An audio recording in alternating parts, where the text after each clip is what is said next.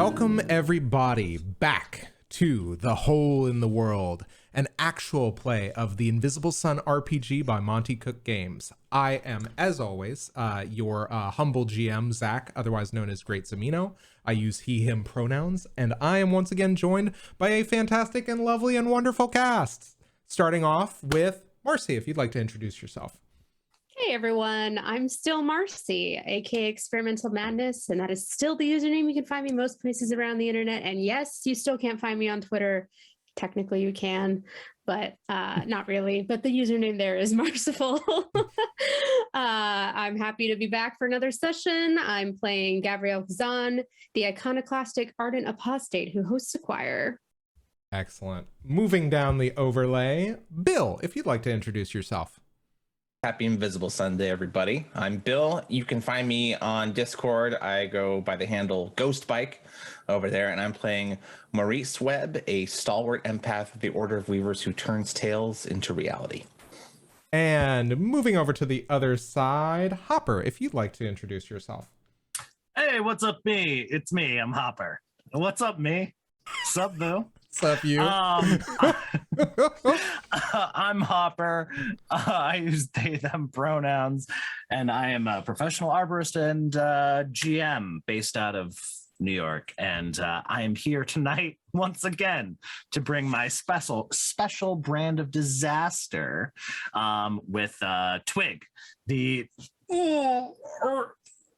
gallant mendicant apostate who heralds beginnings. Excellent. And finally, last but not least, Marissa, if you would like to round out our merry band of misfits here. Of course. Hello, everyone. My name is Marissa. I use she, her pronouns, as does my character, generally known as Critical Kitten with various punctuation here and there around the internet. And I play Kyrrie von Hollingsworth, the first assistant librarian of the Order of the Vance. She is an eremitic stoic who understands the words, guardian of Zaleska's grimoire, curator of King Nine's library, and recently witness to strange happenings in glass trees. Excellent. Guys, we had so much that happened last session. I'm so excited. We're going to go ahead and launch back into it. But first, as per usual, let us have a bit of a brief recap set to some music that you guys may recognize from our original theme song by Kai Engel. So, when last we saw our Vislae, Gavriel, Kyrrie, Maurice, and Twigg were preparing for an incursion into the Forest of Elegant Measures, deep in the heart of the Silver Sun. There they hoped to investigate the schemes of the Vespertine agents they defeated in the temple tower of the Auru Stam, and to find the kidnapped angel Galiamenades. So, to prevent Queen Frageliva from rendering cruel justice upon their new friend Secretan the Ostiary, the party made quick preparations, enjoying a breakfast where a glance at a few newspapers reminded them of some loose ends in the city of Satyrine. Before seeing them off, Queen Frageliva assigned to them 2 angelic guards and an scribe, a bear-like creature that puts to paper everything it sees. Together with this unusual escort, the Vislae followed a door opened by Gavriel's mother into the forest. There, they encountered glass-like trees that showed no reflection save for that of Twigg, who appeared to the others translucent, unusually dressed, and sporting gunmetal gray hair. With both Kyrrie and Twigg unnerved by their surroundings for some strange reason, the Vislae quickly followed the scent of Vislae magic to a hidden valise that only Gavriel could see. Triggering a trap, Gavriel's natural resistance to magic protected her from whatever curse the Vespertine agents had planted in the suitcase. She then popped open the valise, revealing an extra-dimensional space with a set of stairs leading down into a root cellar-like structure. Hearing cries for help, they quickly descended the staircase, finding themselves in the middle of the Vespertine Cell's operating HQ. Guys, don't mind me. I think we're having a little bit of technical difficulties with the music. I'm going to fix it right momentarily before we start and launch in.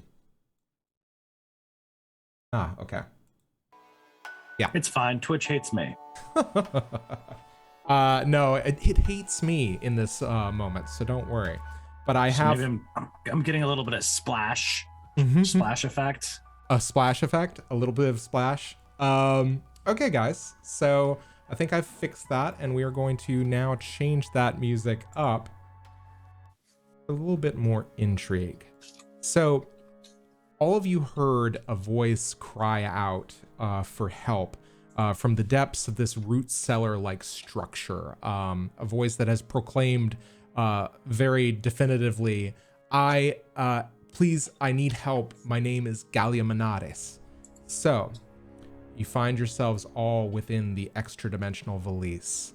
To one side, almost in a pile, is a big pile of charred script and parchment that appears to be unsoiled in some parts. All of you are flanked by this scribe, as well as a couple of these angelic guard members that have followed you down into the valise.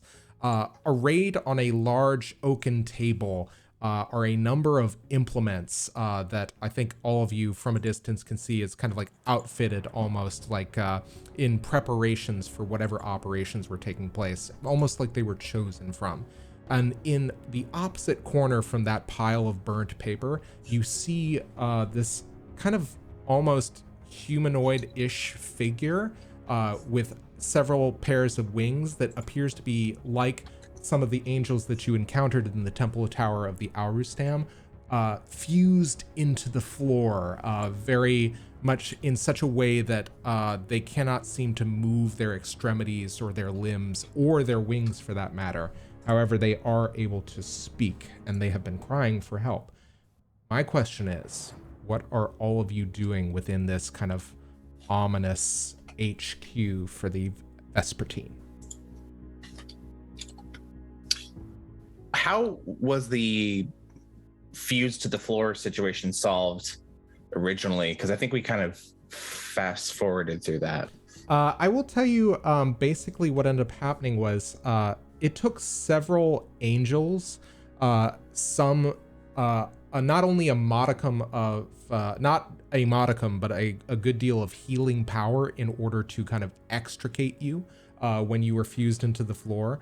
I think in order to kind of like also move you, they ended up kind of almost excavating the area of the floor in which you were situated. So Galiamenades is in a similar precarious position. You do know that you have this couple of angelic guard members to assist you, but right now they're really kind of focused on assisting the scribe in basically browsing the entire area, square foot of this root cellar. Can you describe those angelic guards again? They are these kind of large bird-headed guardians that are in the physical form of angels. So knowing that there is both a spiritual form and a physical form. They are in a physical form. They are fairly tall at about 7 or 8 feet, somewhere between there. They are wielding spears, and they have these kind of very small relative wings, relative to a lot of the angelic figures that you have been seeing in and around the Silver Sun. They are, of course, also mercifully quiet as they go about this business, remembering the sound of vuvuzelas that these divine foghorn vuvuzelas that these angelic beings are able to use to communicate. What do you do? I think Maurice moves to go towards Galiamenades. Okay. And I think at this point you see that part of Galiamenades' head is fused into the floor in such a way that his eyes are obscured. He's not able to see you. However, you just hear him kind of speaking out. Is it a friend? Are you here to help? Yes, we're here to help. We're friends of Secretan. He speaks very highly of you. Oh, the Ostiary? He sent you? One and the same. Well, more like he gave us an idea and we acted on it. And I think there's just a moment of kind of relief that seems to flood out from this being, that sigh. Please, hurry. I don't know when they'll be back. All right, quickly. Don't move. You can see me. I'm winking. And I think that he just kind of, if he could cock his head, he would. Okay. I was in a position not unlike this myself quite recently. Don't worry. We'll take care of you. Okay. I don't know what they've been up to, but I've heard them working. There was some discussion, some talk. It was in a different language. I think it may have been the Vislae language. I'm not sure. Whatever I can do to help, let me know, but I can't do anything like this. Well, I mean, you can continue talking. Tell me more about that language you heard. It was very insistent. I haven't been familiar with it. I haven't made many forays into Indigo, but I've heard it spoken by other Vislae mortals. I'm not sure How many what they voices said. were there? 3. Okay. The third, I don't know. The first 2, they seem to talk almost in sync with one another. I think Okay. Kyrrie steps forward. Do you remember a word, something that might help us figure out what kind of language it is? Jadi. I recognized Jadi. Any of you, all of the Vislae recognize that Jadi is a phrase that means, "Are you ready?" Didn't my mom just say that recently? She did. It basically, this is a common parlance for Vislae in particular from this language. Is sometimes there are very nuanced kind of like bits of phrase that don't get translated into whatever language you guys are common sharing right now. But the idea is that like one of them is like Yedasi, for instance, which means good fortune. That said, like Jadi appears to be this one common word that you are hearing shared. Maurice, if you want to take care of Galiamenades, I could scout ahead. Sure. And Maurice kind of turns and looks around and says, I mean, I'm sure there are some clues to be found here. She turns right to you, Twigg, and just like, do you want to stay and help, or do you want to come with? Did the thing wear off? Maurice, I think the thing wore off. What thing? You realize The invisibility? I can't see you. They're right there.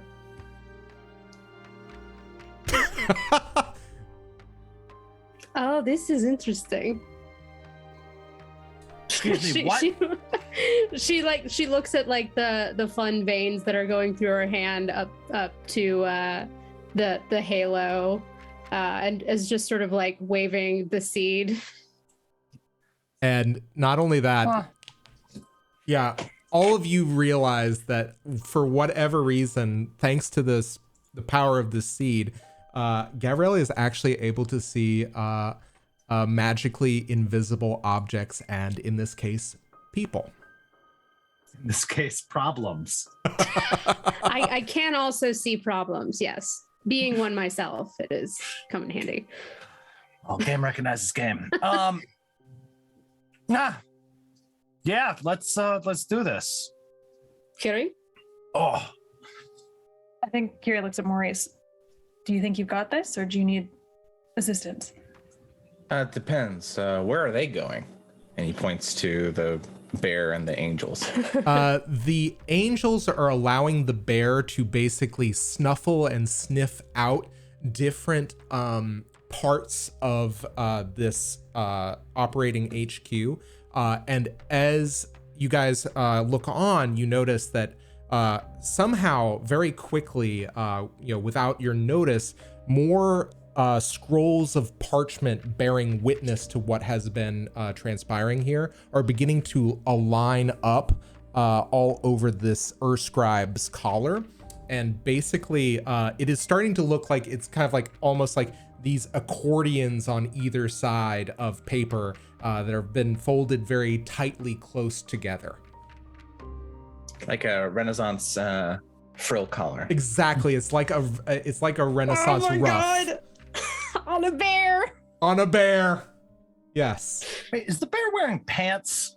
No. This is a Donald Duck situation. This is a Donald Duck situation, but you wouldn't be able to tell because the fur is very thick. It's polar bear style. It's like this very brilliant white and silver fur. Wait, what? What So it's wouldn't I just- be able to tell that it's not wearing pants? It's just an Elizabethan ruff, and Yeah. that's it. Just a Elizabethan ruff around, like tucked under a collar. Oh my god. I love him. Or them. What do I you? think Kyrrie looks over his shoulder or their shoulder and like reads some of what's been written, and she goes, "Hey, I didn't say it like that." She like reaches for a pen and like wants to just like correct the record. I don't know if the bear will let her do that. Probably not. If She'll you, try. I think if you reach out with a pen of some sort, you just hear in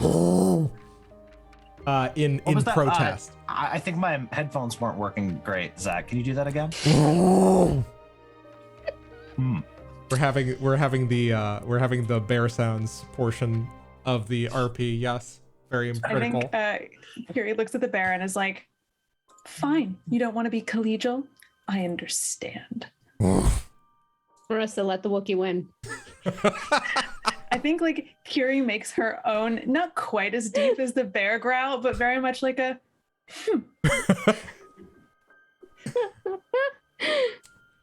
Yeah. So Is it at all clear from the Earth Scribe's movement or actions that if they intend to follow Gav or stay here?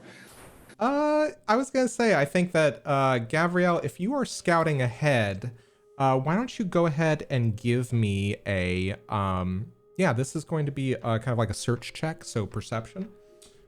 Perception. May I pop a bene into that? You may certainly. All right. Twigg, your intention was to follow? Yeah, Twigg, I think, is kind of doing a very awkward. Wait, what's the marching order here?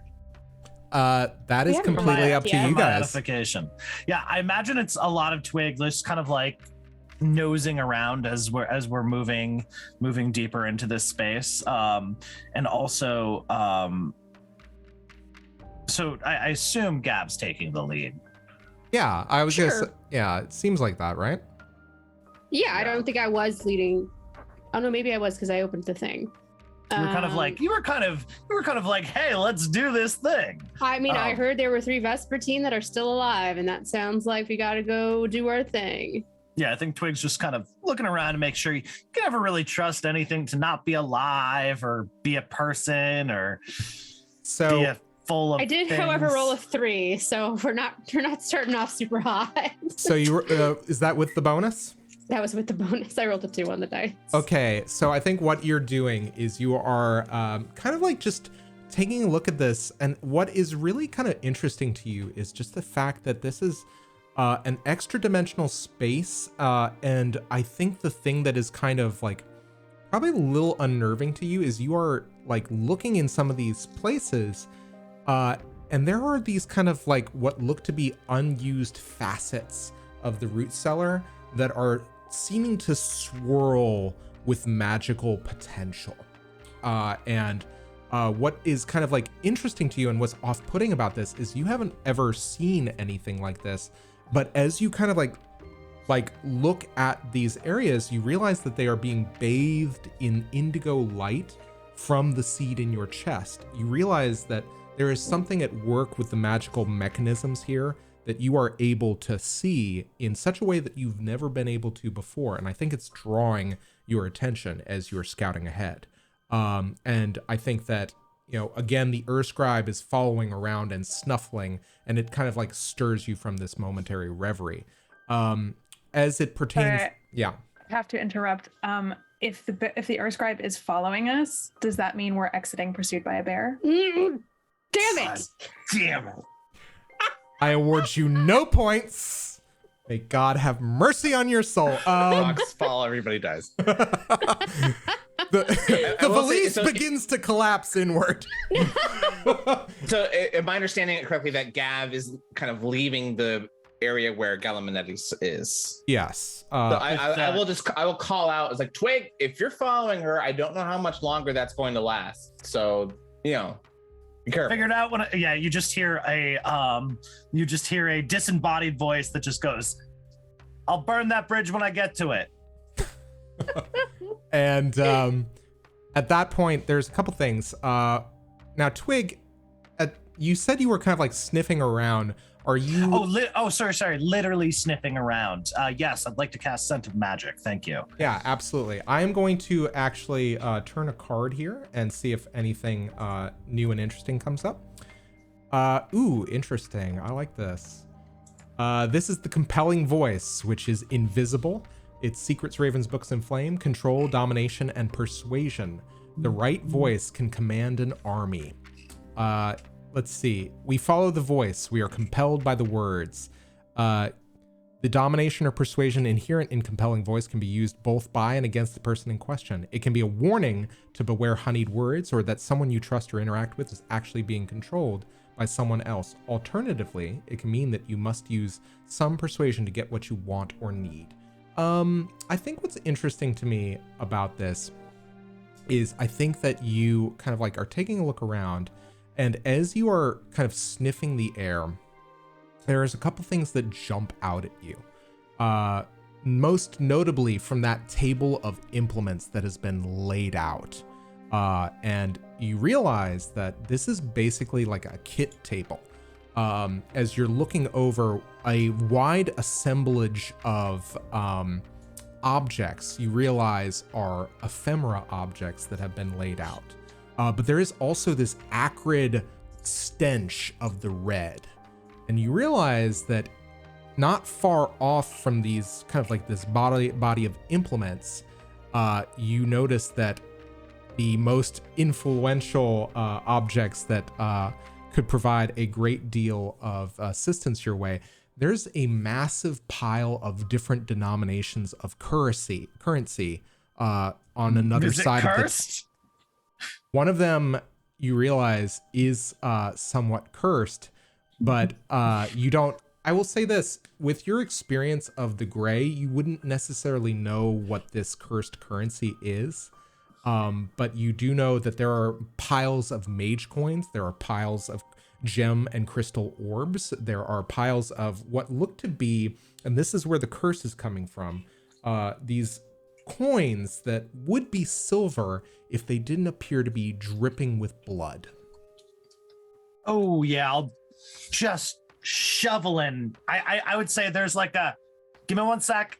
And the camera just sees scoops of these, whatever is giving me that cursed vibe seems cursed. Everything else, yeah, I have plentiful pockets active, which means I just like that coat can just up so much crap. The sound of thousands of keys jingling in pockets. Yeah, like, well, at this point, like if you were to turn Twigg over and shake them out, there would be like 40, it's not quite to the level it was before Okris fucking got rid of my old coat, but whatever. There's no longer like 40 stale pastries in there that I stole from the banquet hall at King's Nine's continental breakfast, but there's a lot of shit in there. And how much money's in there? I'm typing it to you now. There also appear to be these there are these piles of mage coins, but there's also all these crystal orbs. But the thing that also draws your attention, in addition to about 100 of these cursed coins, you see winking with red light out at you 5 small teardrops that appear to be made out of like a very carefully crafted onyx. They almost seem to wink and glint with red light from within them. That's malicious. So that's cursed money, huh? As far as you can tell. What could possibly go wrong? No, Twigg's not. Twigg, while being I don't know, not even greedy, Twigg's more of like a pack rat, you know? Like, you never know when you're going to need it for later. I'll save all the potions. Check every corner. And I think just goes, calls back to Kyrrie. Hey, I don't know what that is, but I think it's cursed. Like, and not in the sense that all money's kind of cursed, in the literal sense. I think so. Kyrrie, here's an interesting capitalist question: does Kyrrie know, or would Kyrrie know, that whether cursed money is more valuable on the open market as cursed money? Like, if the cursed is removed from cursed money, does it just become regular money and therefore it is less valuable? So you may go ahead and make a magical lore roll for me. I will give you one additional point to this in addition to your magical lore skill. Fabulous. I've definitely yoinked everything that's not actively cursed, and I think I think Twigg's going and following Gavs now after this very brief. I do think that Gav stuck her head back around the corner and went, "Cursed? What cursed?" You just see Twigg going. All right. Shit. Roll me for me that roll for me, Kyrrie. Of course. That's a 5 + 2 is 7. Okay. So both of you have this simultaneous realization, both you, Gavriel, and Kyrrie, that the piles of currency that you are looking at that are cursed are actually cursed by design. These are what are called blood silver, and the 5 bits of onyx currency that are also left are what are called you stuffed those. No, I took those. Okay. Yeah, you see a pile of about 100 blood silver. You realize that they are very useful. In Gavriel in particular, you realize they are very useful within the realm of the undersling, because this is how a lot of less savory mercenaries prefer to be paid. This cursed? I think you should take it. I think we should take it. Yeah? Yeah, what's this? And Twigg holds up one of the. Here's a question. Since Bill, if I'm holding an object, is it invisible still? Because it's kind of funnier if it is. Yeah. Oh, 100%. Oh, yeah. I can see what it is. Yeah, so you can see it is. Hey, what's this? And Twigg holds up one of the onyx teardrops. This is the equivalent of a demon mage coin, Gavriel. It is what is known as a demon tear. They are literally crystallized, higher order demon tears that have been, basically rendered into currency somehow. They're very demon money. Yeah, very precious. Oh, sick. I can't see what you're talking about. It's demon on money. The table? Well, I can't see it. Twigg puts it on the table. So, yeah, and I see. Demon that money. seems like a really angsty fiat backing, and valuable. I suppose that's the question, isn't it? 5 of them. I could remove the curse from the blood money, but actually that would probably just render the silver spend it anymore. Silver. Yes, or you could, but it wouldn't be worth as much as I'm assuming blood money is worth. So what's it smells like just money. Well, all money kind of smells like blood. That's just part of the whole thing. But this money specifically smells like, I don't know, like it's kind of hard to describe. It's kind of like, you know, when a wound gets kind of pussy? It smells like yes. that. Kyrrie's just like, excuse me, we could what? put it in my pocket if you don't want to touch it. But no, just what does it do? You exchange it for goods and services. I think you just. But like the curse, what does the curse do? I don't know. I assume that you have to carry it around and then you find out. Then I think it adds value to the coin. That's probably the cost of carrying the money, though, is that you might get cursed. Well, that's just money in general. Yeah, that's. Have but you not we seen should what take it. regular We need money it, does don't weird we? shit to people? Yeah, we need money real What bad. if we need to hire more help or buy something nice as a treat? Well, I suppose worst case, I can remove curses. So if one of you gets cursed, I can help. Well, I'll keep the weird angst tears. Kind of smells like you know who. So, I'm sure. Gab's like looking back and forth, like, huh? So I will tell you this, in addition, on the table, you see what looks to be silver hair that has been woven into a glove, a leather glove. There is a vial with a thick red liquid, viscous liquid in it, with a stopper on top. You also see that there is a medallion that is in the shape of a raven's head. And in addition, actually, believe those are the three things that you see that have been laid out on the table where, like haphazardly, almost something has been like some things have been taken, other things have been left. What's the raven thing got going on? As you pull the raven medallion up, you get a sense with your scent of magic ability that there is a hidden purpose to it, which I will send it to you now. It seems very powerful indeed as you hold it in your hand. Holy shit. Oh my god. All right, let's fly to Mount Doom, baby. What? What? Zach, is it okay if I read this? Yeah, you may certainly do that. Yeah, so I think you just I guess Kyrrie just hears like and Gav sees Twigg taking a deep long breath, inhaling on this amulet or this medallion.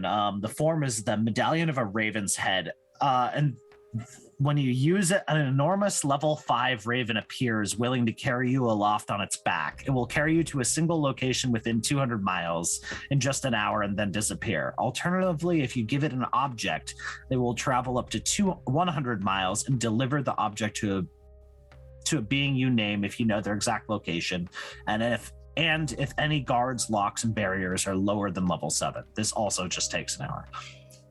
If you are gallant and you choose the first option, the raven is even larger and will carry you and up to 4 other people or 500 pounds of goods. We get to ride a raven one time, is what you're telling me. Is it an ephemera? Can we only do it once? It is an ephemera item. I love it. Incredible.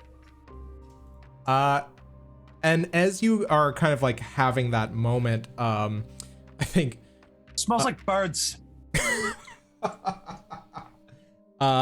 As you are having offense. this moment, Galiamenades is anything happening up there? What's going on? Well, I think Maurice has been kind of softly like chatting and kind of trying to keep Galiamenades at ease and asking Galiamenades like, so how did you meet?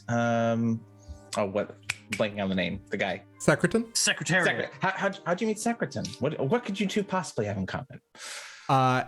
And I'm not sure what you mean. I often pass by the gate or through the gate for business. I assume. What business? Oh, I'm a bit of a writer. I actually ferry. Get out of town. Sorry, you're familiar with that idiom? I think so. I think I understand.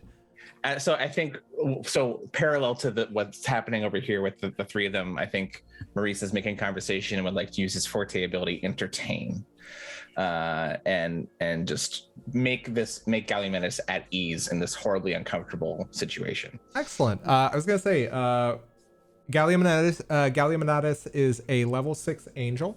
Go ahead and make your roll. I don't think it's a roll.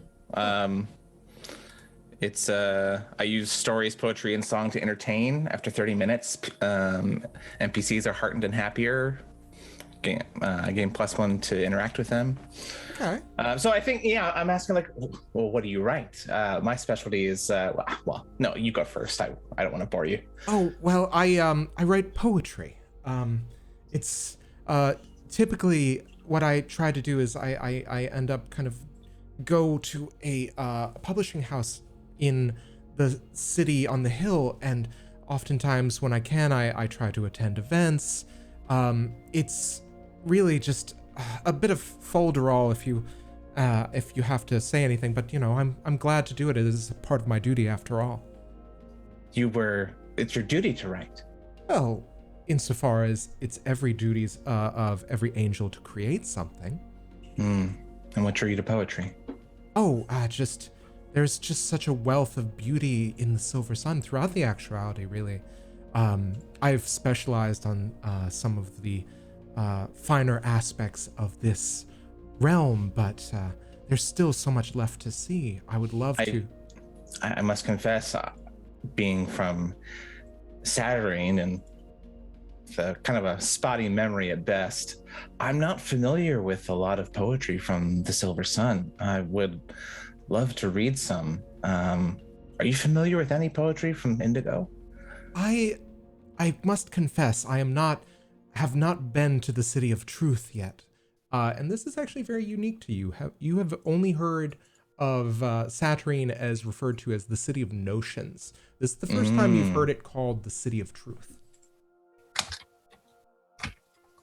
I haven't been to the City of Truth yet, but it has always been on my list of places I would like to visit, to see and to travel and to witness. I had always hoped that I might find a way in either through some sort of means on a sun ship, or perhaps even somehow passing through. Have you heard of a place called Zeros? And so I think we could kind of fade here as Maurice says, "Have I heard of Zeros?" and begins describing, one of the several times he's been there in recent memory. Excellent. I will tell you this. We will consider how much time is passing, but let's go ahead and consider this a success once you hit that passage of time. That said, what is everybody else doing? Gavriel, you've been investigating. Twigg, you have been snuffling around the ephemera. What's Kyrrie doing? I think actually Kyrrie was probably once called over to look at the blood-cursed money. I think she her eye spotted the gloves with the silver hair in it. I mean, certainly in the 1930s, in the gray, gloves were essential to every outfit. And I think she hasn't really found a good pair of gloves somehow in her time in Saturnine. So I think she picks these up and starts to kind of look them over. What can she glean about them? As you look at them, there is just something about it that seems like this glove in particular seems a little foreboding. I will tell you this, as you kind of glance at it, you kind of understand its purpose as you kind of understand the words, and the words that kind of occur to you are very evocative. One of the words that you pick up as you're kind of examining this glove is sever. And you understand, kind of looking at it, its purpose, which I have sent you.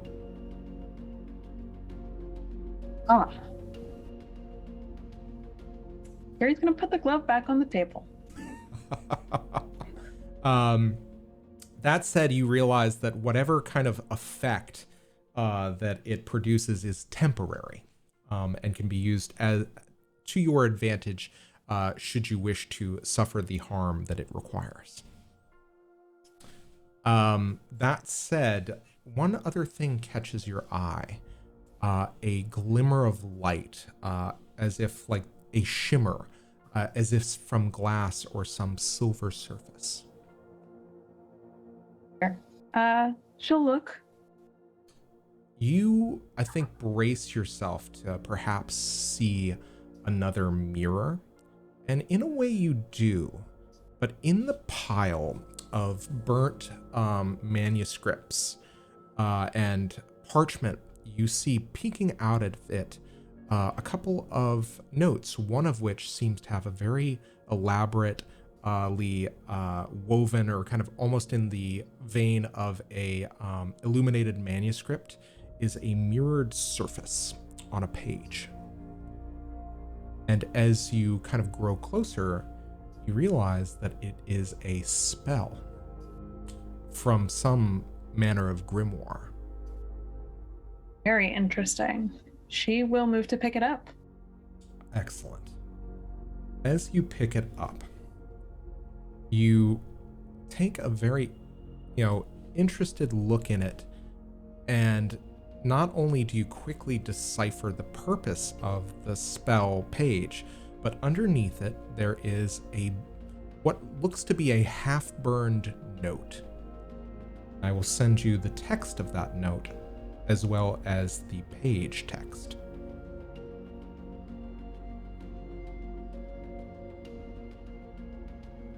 It appears to have escaped whatever fire these agents had set prior to departing this location.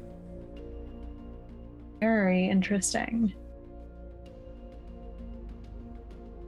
I think as you are looking this over, you cannot help but hear the snuffling of the scribe as it looks over your shoulder at the note, which for a moment seems to be in some sort of coded language, but as you touch it, you feel the sense come out of the use of the cryptomancy of whatever type.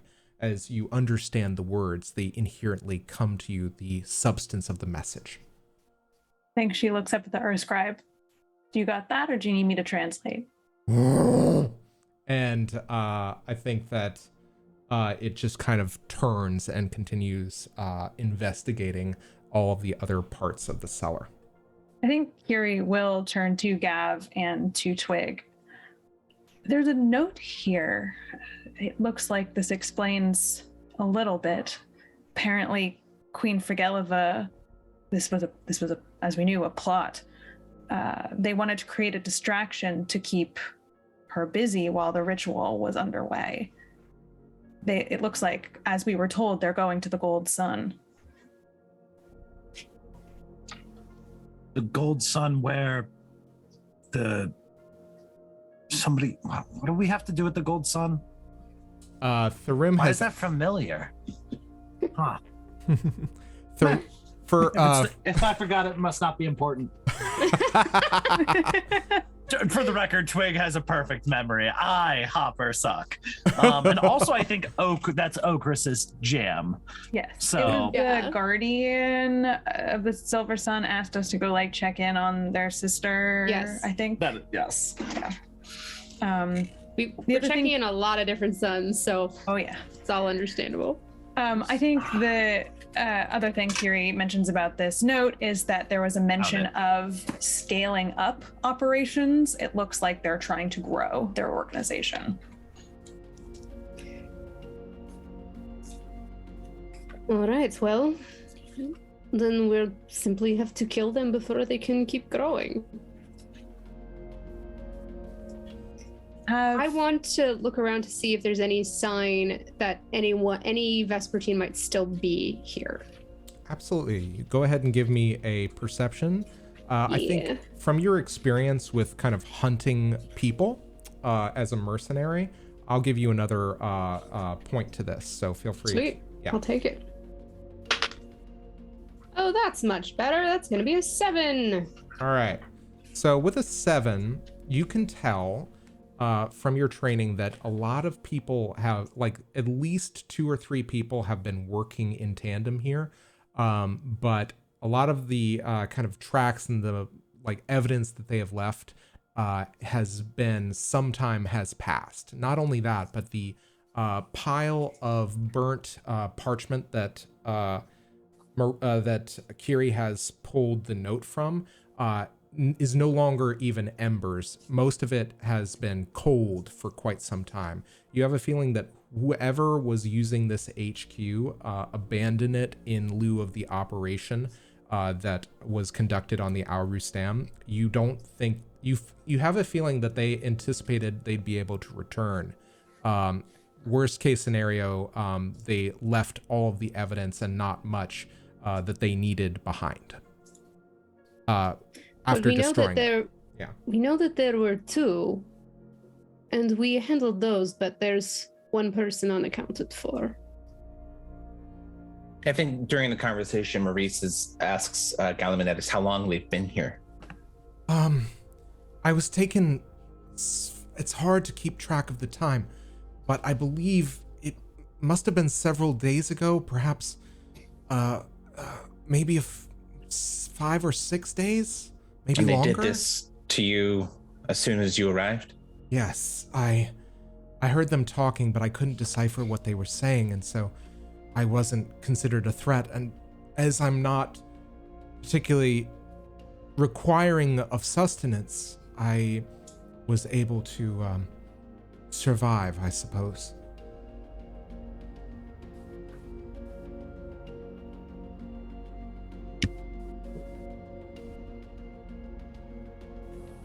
Cool. Seems like we need to make our way to the Gold Sun.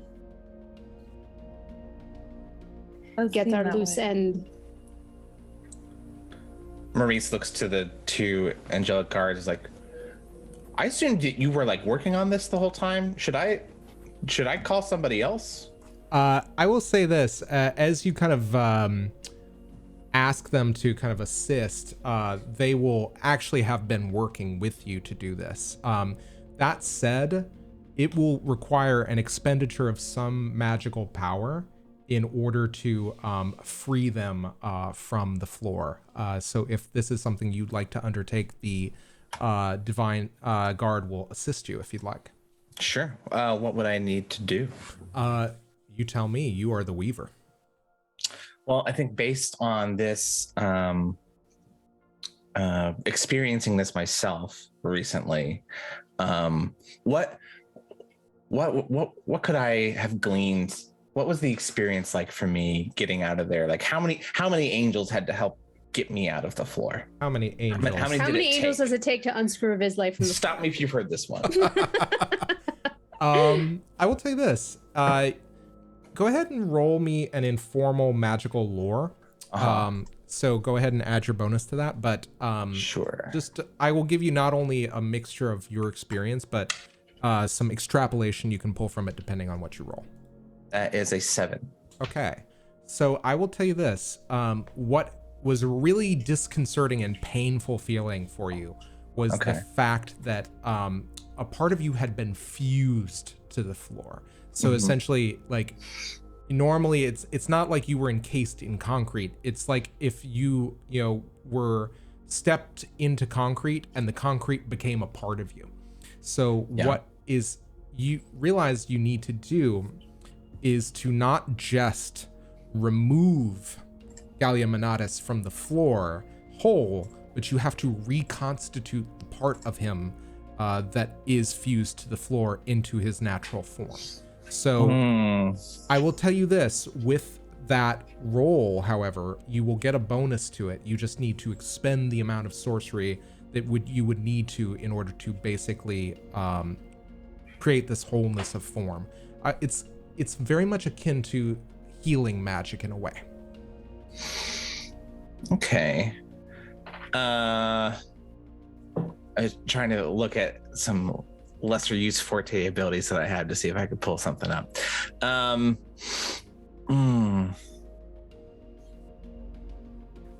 Yeah, no, I like where you were going with that, the healing thing. So I guess is this going to be a weave? I'd have to refresh a pool, I think, to make that work. Settle down. Duncan's just like, oh, this smells terrible, as you hear the barking in the background.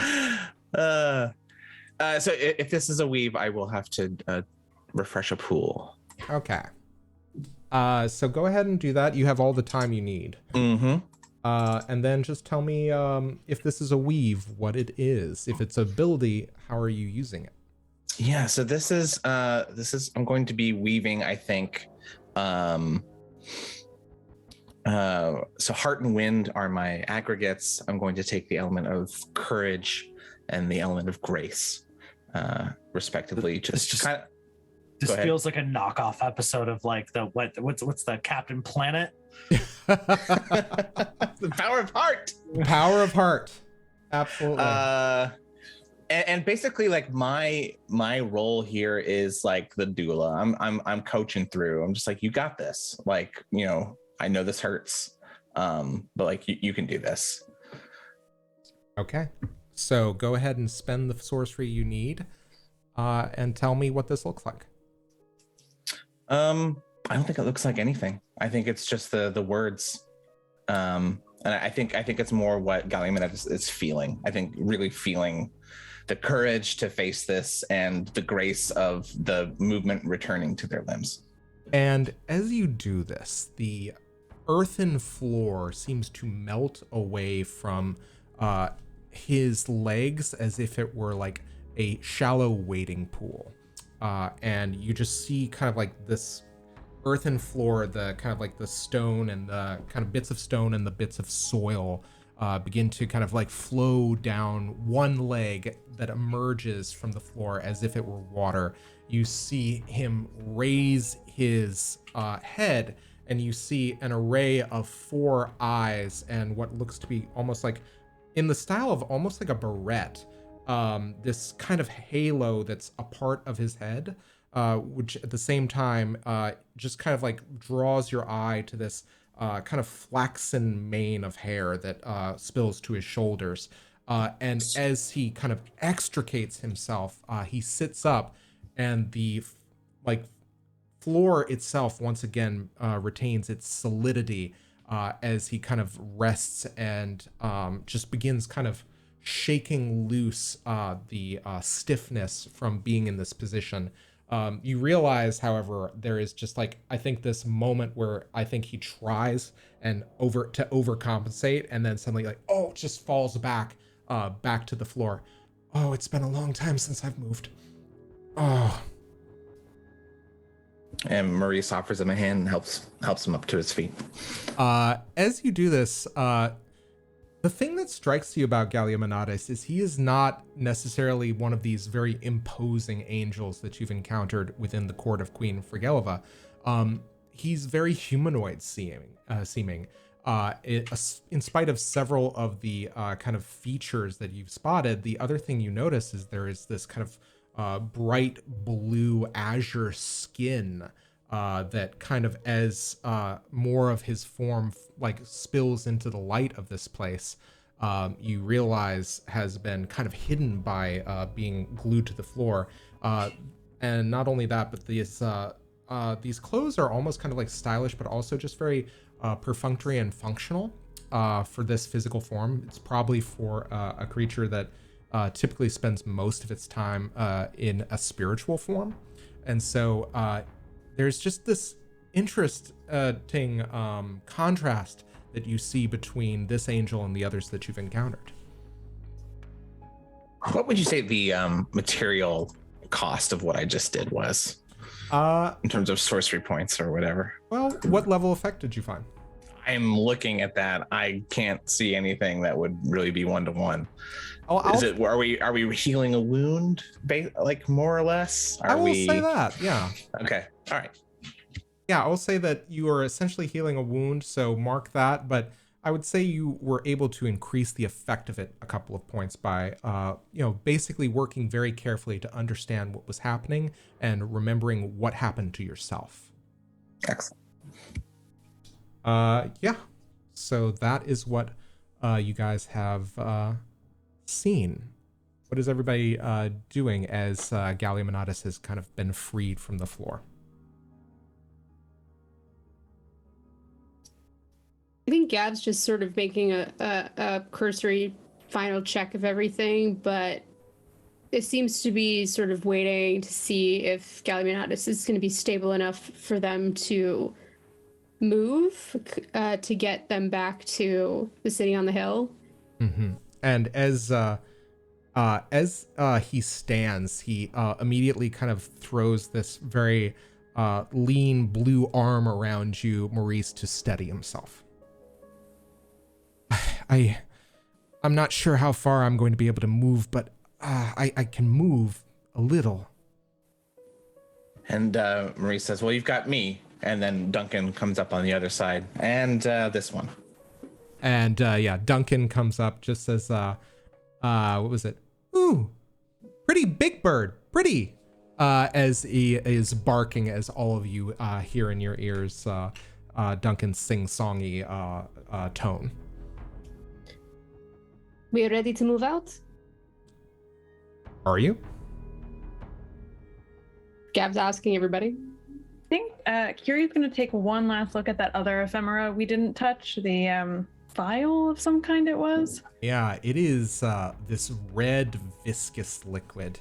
And as you are kind of like holding it, once again, there's a very powerful language associated ability with this. And you realize that this was a means by which they thought that they could escape detection and divination, which you realize would have been fairly easy to do after they had, if they had managed to not accomplish their goal. So you kind of get the sense of it and you realize its purpose, which I have sent you. Very interesting. Okay, I think Kyrrie will take the vial along, but we'll leave the gloves where they are. Okay. So one thing that strikes you, Gavriel, and I think that like as you're kind of looking everything over, what's very interesting to you is you kind of realize that that raw magical kind of like stream of energy that you've seen, you realize that is kind of like endemic to this place. There might be more at work here as you realize that this space, whatever it is, has been reshaped and repurposed according to the needs of the agents. It could similarly be reshaped and repurposed through some other means.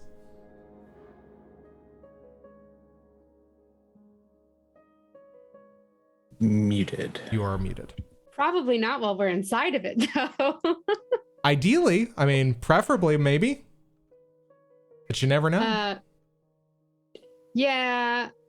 I listen, I've watched Doctor Who enough to know that you don't reshape the TARDIS while you're still inside the TARDIS. So, yeah,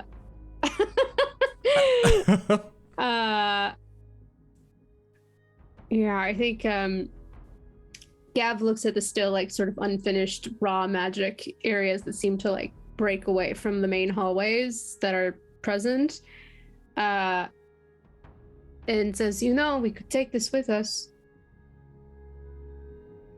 Maurice's eyes light up.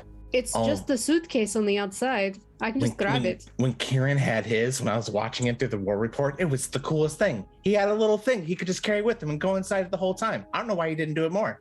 I think we should take it and maybe we could reshape it in some way. Or and if you want to carry it, that's cool. If you'd like me to carry it, I would like that. Do I get the sense that the seed in me would help me rearrange things in here in any particular way, or do I think that? Give me an informal magical roll. Yeah. Formal Would lore. this be magical lore? Yeah, informal magical lore. I have a point in that. I never get to use this. Oh, that's the wrong dice. That's my magic dice. And feel free, remember, if you have access to hidden knowledge or have points in it, you can use that as well. I don't know if that would be applicable here. I do have points in hidden knowledge, but you can tell me why you think it's applicable. I would say that the weird, because the way that was described when I was staring at sort of the unfinished spaces while we were in this pocket dimension seemed to be like reflecting some of the light off of the seed's glowing veins through me. Mm-hmm. That I wonder if there's a connection. Would that count towards the hidden knowledge? Absolutely. Go ahead and spend it. Frequently, I will be very transparent.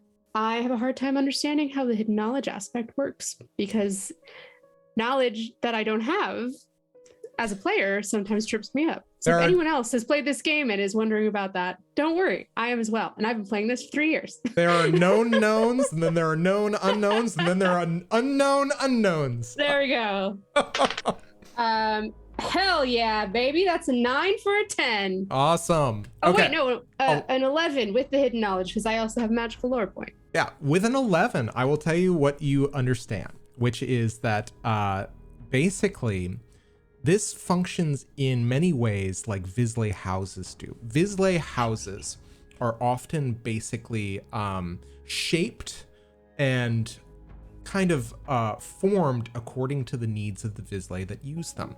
Oftentimes they take on the qualities that would be associated with the Vislae that live in them. But it's basically, Vislae are almost like a source of gravity in and of themselves. They begin to exert a will on the reality around them, oftentimes even shaping and changing their own physiology through mental force of will. So it's basically something that you have seen in some of the places that you've inhabited over time, very much like Maurice's apartment tenement building.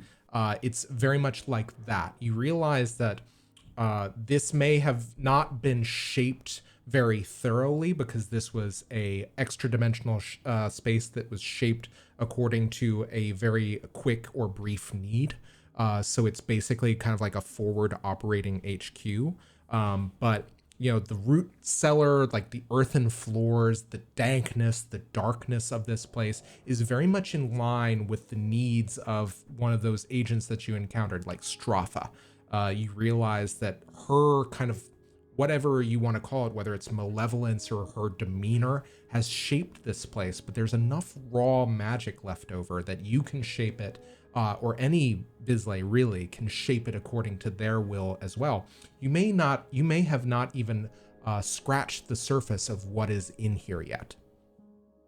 I have an idea for this. I think I can change it. If you don't mind me holding on to it for now. No, at your idea, of course. Are we sure that use it's this. disconnected from the Vespertine network? Are we sure there's no surveillance or booby traps? I will say this, with an 11, there is probably a possibility that they have a means of tracking it, or a means of using it like obliquely. You would have to work to remove the strands of influence from it, investing yourself and your own sorcery into it, Gavriel. I think I can fix that. Don't ask me how. Call it a hunch. But I feel very confident in it. I think spending time with reshaping it will disconnect it from whatever network it's a part of. But it will take time. Okay, if you think you can do it, perhaps we shouldn't say anything particularly secret or clandestine in its presence until that's done. Good point. Well, I'm not You going mean to be like how we You mean like how we stashed the super weapon under the what's the guys, the three guys? But three of Twig, them? which super weapon are you talking about? Oh, I'm talking about the red one Ah, yes, the red one of many super weapons that with we all the have. decals. Okay. Gav turns and starts walking out of the. No, keep talking. I'll just close it and carry you around in my pocket. What if we're all being carried around in somebody else's pocket? Have you guys considered that? Twig. Maurice ends the invisibility spell, so he can smack them on the side of the head. Excellent. Yes, you do this. I don't know. I do not know why Twig has a vaguely shitty Brooklyn accent. That just comes out the sassier I get. Your Ollie is Yeah, my Ollie is bleeding. It's chomping at the bit there. Yeah, I heard a little of the Rizzo the Rat. All right. So you guys have made these discoveries. What are you doing now? I do think Gav is exiting now that Galiamenades is leaning against Maurice. It seems clear that we should scoot, and we can't change anything while we're in here. Okay. So all of you begin ascending up the stairs that led to this cellar. And as you do, the Urscribe kind of brings up the rear.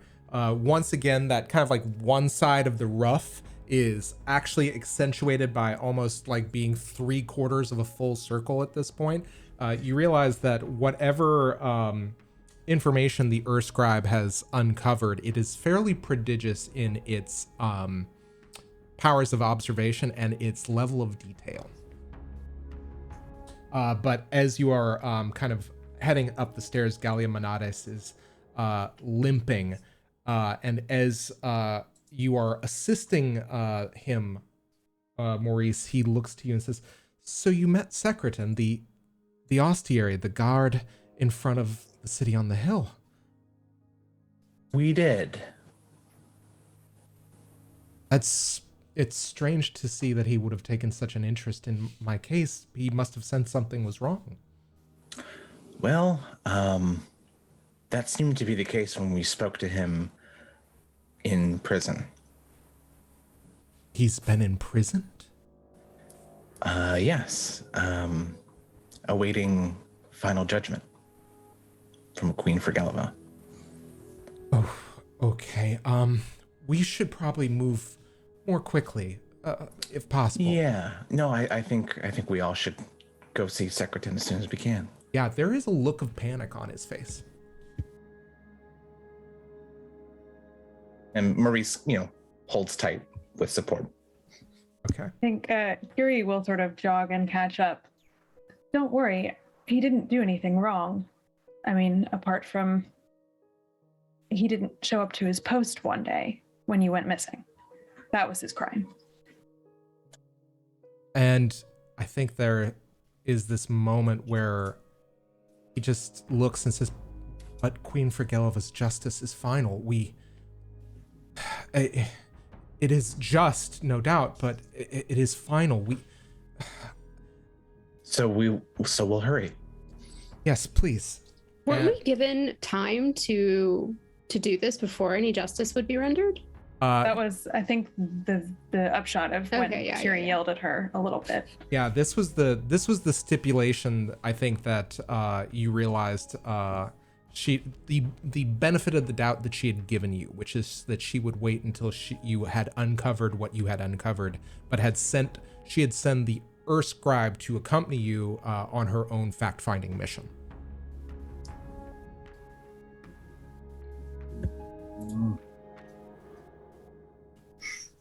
All right. Theoretically, Go ahead. Kyrrie eyes the scribe and I think doesn't say anything, but is clearly sort of watching the scribe watch Galiamenades' reaction.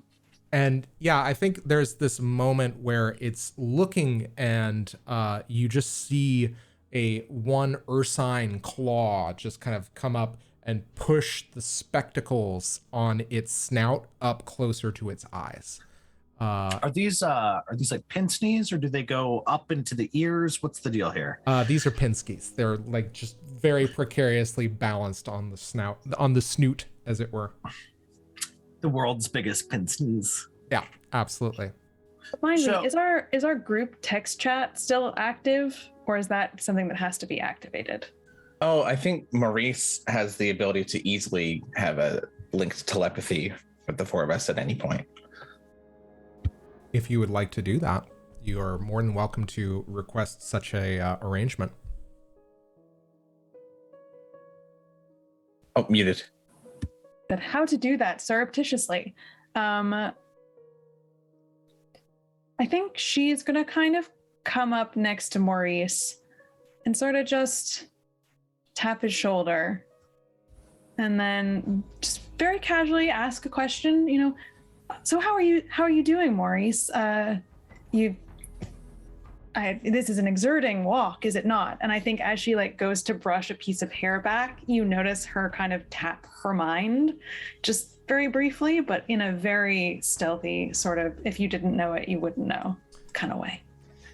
So I think Maurice picks up on this and grabs his testament. He's like, "Oh, I mean, there's such excitement going on. I nearly left this behind. Silly me." And as he uses the testament and the power stored in it, he casts telepathy with the four of us. As it triggers, he goes, "What's up?" I will tell you this. One of you needs to make a interaction roll. I don't care who it is. The other one can give you +1 if you want to spend a sortilege. I'll spend the sortilege, Kyrrie, if you want to roll. Okay. I can do the roll. Okay. Fab. Do I get to add an interaction bene on top of that, or you certainly may. You are getting +1 from the sortilege at the very least. Cool. That's an 8 on the die, so +2. Okay. So you get the sense that whatever you do, the Urscribe seems to be otherwise kind of occupied, think snuffling the air, looking around, and you're not certain, but you think you've escaped its notice for now.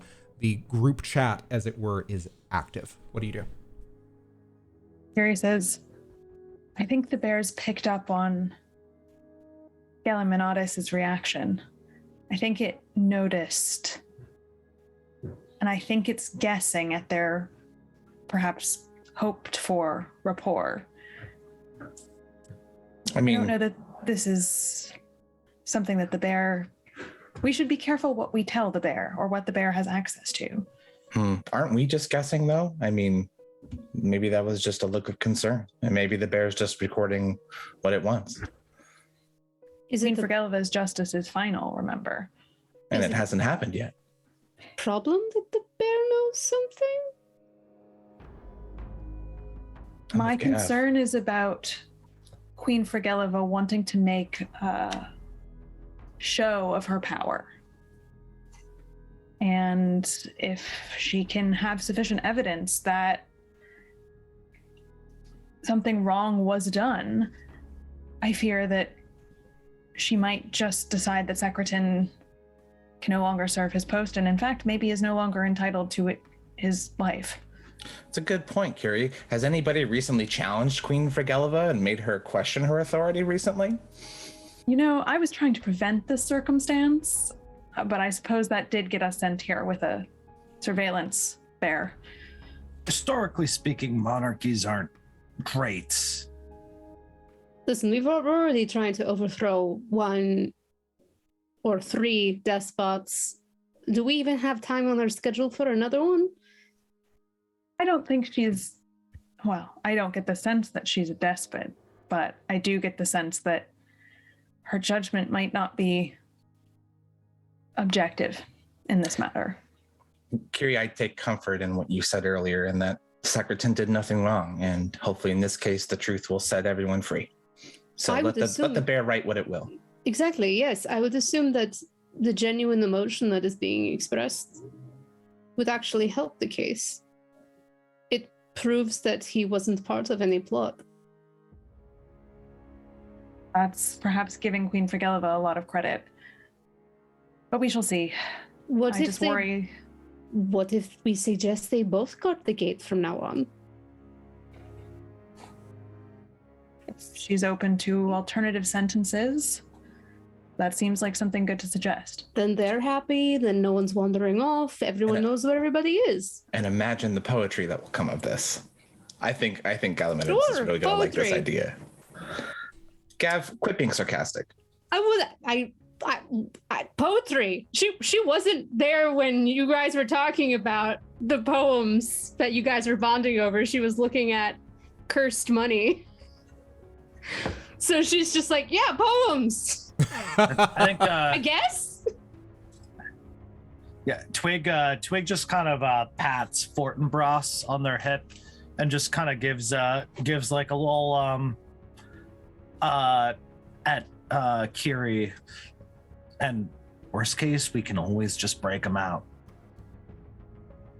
I don't need to come back here. Well, Queen Frageliva's justice is kind of immediate and kind of final, at least judging by what happened to the Vespertine. Hey, will someone like hum along with me so it seems like we didn't just like drop into silence weirdly? I'll do the Super Mario 2 theme. Actually, none of you know what that is. Ugh. What is a Super Mario? No, never mind. Twigg, you were like the closest to this, and you're still letting me down. Is that like a comic book thing? Yes. Huh. Yes, a comic book with music. The future is amazing. You should come. Like, you open the comic book and it plays music? Yeah, like a greeting card. Greeting cards play music? What the fuck are you talking about? And you hear Maurice going.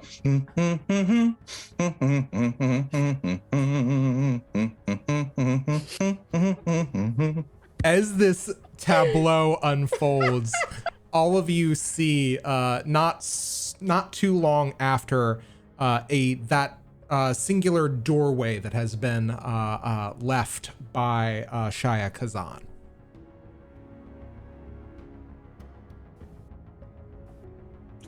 Everybody in.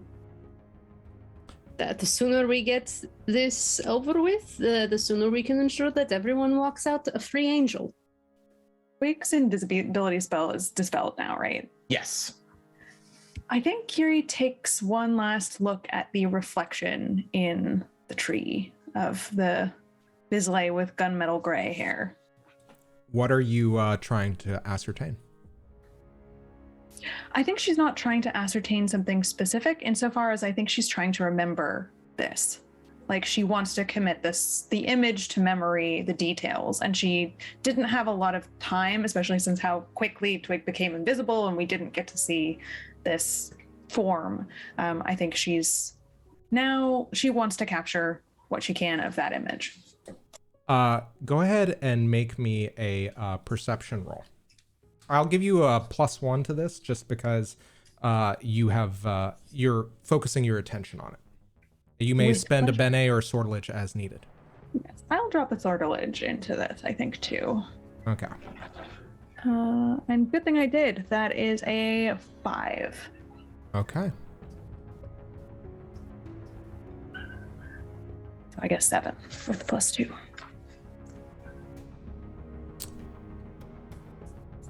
I'm just sending something along.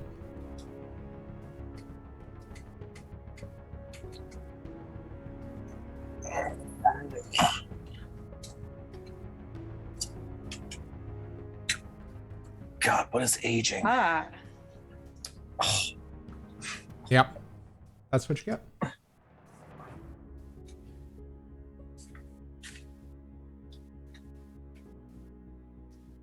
yeah, I think you see Kyrrie just look very taken aback for a moment. And then she waves. You do that. Do any of us see that? You see Kyrrie wave 100%. What are you waving at? What? I didn't wave at anything. What are you talking about? What does Kyrrie see? Does Kyrrie see a response? Make a perception roll for me. Mm-hmm. I hate this. And that's a 7.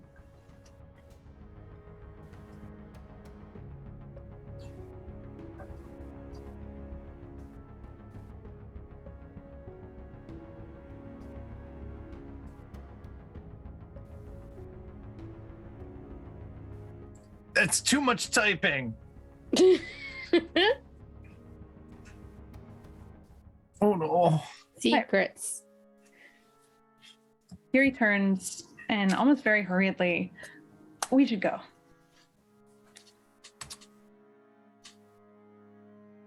Gav is like shifting her gaze between like you and back to the mirrored forest, just like she can't see anything, which is troubling. Well, we all can see Twigg's reflection, right? Yeah, that is true. Correct. You realize that it is somewhat translucent. I hate this so much. Can we go? This place is really creepy. Go on, Duncan, go on. And Maurice shuffles Galiamenades forward and Duncan ahead. Okay. Going to follow the big blue guy like Dad told me. And is just bork, bork, bork. And happily follows Galiamenades, who is limping through the doorway that your mother has opened for you all. Yeah. Do all of the rest of you follow through with the Ur Scribe? Yeah. And my new suitcase. Excellent. All of you. I think Twigg wants to take one last look before they go through the door. Okay. Because like they've been very astutely ignoring these creepy reflections up to this point, but now they're mad suspicious because Kyrrie's being weird. Okay. So while you are doing that, is everybody else going through the doorway? Okay. Twigg, go ahead. You know what? I'm gonna turn a card for this one. Oh. Oh wow. Okay. Jackal, the nemesis of mysteries, rats, mirrors, and stone. Meanings: intimidation, power, ruthlessness, dark magic, and necromancy. The intimidating fellow is a dread figure to be certain. The jackal represents everything Nons fear about Vislae: threatening displays of destructive power, dark, soul-twisting spells, ruthless, unforgiving magic that taps into death. Demons and worse. Power for power's sake, he is a selfish, megalomaniacal figure, willing to do whatever it takes to get what he wants. The jackal is the nemesis of the Mysteries family. Many believe, however, that he is a literal being and not just a symbol on a card. Some believe all of the royalty cards show real immortal beings. If he is real, he is some kind of diabolic figure that not only uses dark magic, but offers it to others willing to use his methods. While most see the jackal as a dire omen of dark magic and ruthlessness, some embrace the power he represents. To be certain, this card can be a threat, or it can be an offer. The person in question may want to take precautions against the effects of hexes or other dangerous magic, the intervention of demonic spirits, or simply an angry Vislae. The jackal can in some instances be equated to any figure in power, not just magical power or authority, but even then, usually only to a ruthless or intimidating figure. The jackal bides his time, waiting to escort us into death personally. So, I believe that is Kyrrie's. Yeah. Okay. Correct.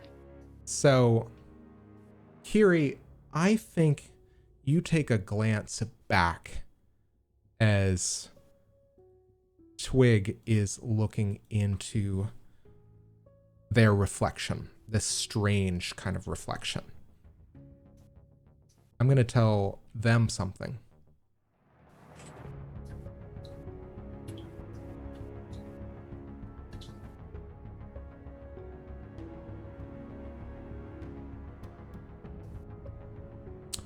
And you tell me what she sees.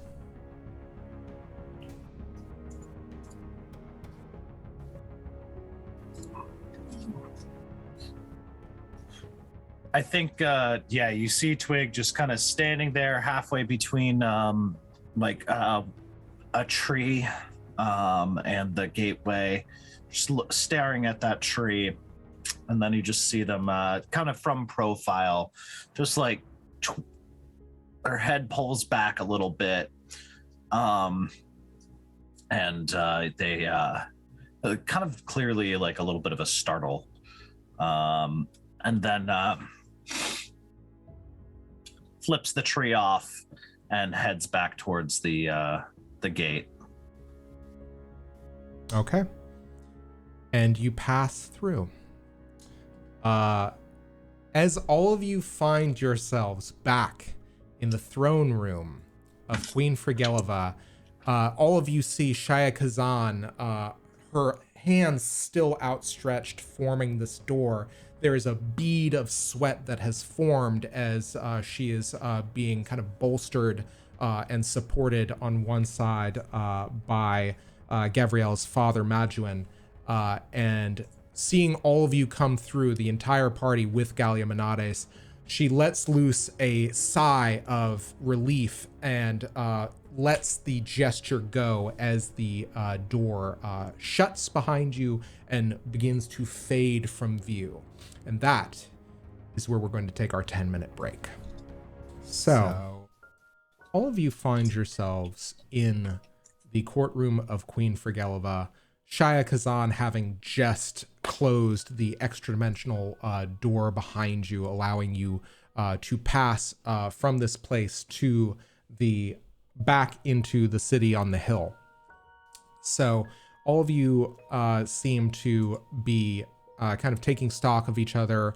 Galiamenades has begun limping forward, and I think all of you see, staring down implacably from her throne, you all see Queen Frageliva taking in with silver eyes the scene before her, at which point the scribe that has followed you, as well as the two angelic guards, peel off, the latter forming ranks with their other members or other comrades in arms on either side of the throne.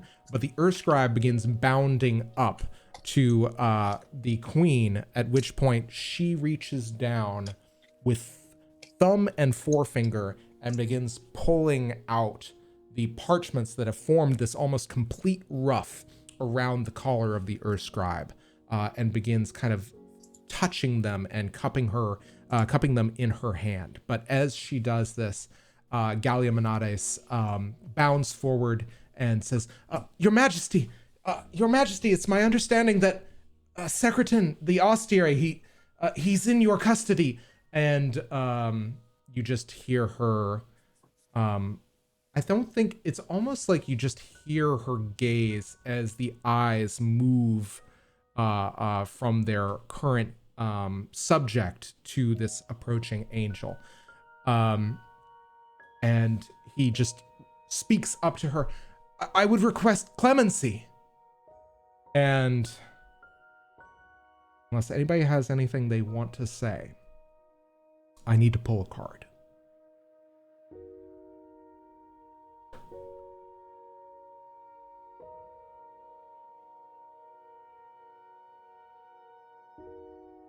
And the card I pulled is the Watcher, the sovereign of mystery rats, mirrors, and stone. Meanings: a parental figure, sight, alertness, observation, and knowledge. The wisdom that comes from taking the time to observe and contemplate before acting cannot be overstated. The Watcher watches. He observes from afar, assessing and contemplating. He records what he sees and analyzes the data. He remains ever vigilant from his vantage point. Nothing slips by his eternal gaze. The sovereign of mysteries, the Watcher is a father figure. He shares his knowledge with those close to him and advises those he deems worthy. The Watcher card indicates that one must pay close attention. Often the next card turn suggests exactly what they should pay attention to, but other times it is more general guidelines. Stay alert. The Watcher presages the involvement of a parent or parental figure, particularly in the context of imparting wisdom or knowledge. It is often considered a positive card for this reason. A parent becomes a prominent figure. A watch person catches a criminal in the act. Something amazing is seen. Secret knowledge is the key to a significant problem or challenge. The PC notices something vital. The PC's area of expertise turns out to be extremely helpful in a given situation. Someone imparts crucial information to the PC. The movements of the stars are the thoughts of God-given motion. Once again, I think this is Kyrrie's card, is it not? In fact, Kyrrie is sovereign. So we just had Kyrrie's nemesis, and now we have Kyrrie's sovereign. That's big mood, big energy. So, what do you notice in Queen Frageliva's demeanor soften, even for a fraction of a moment?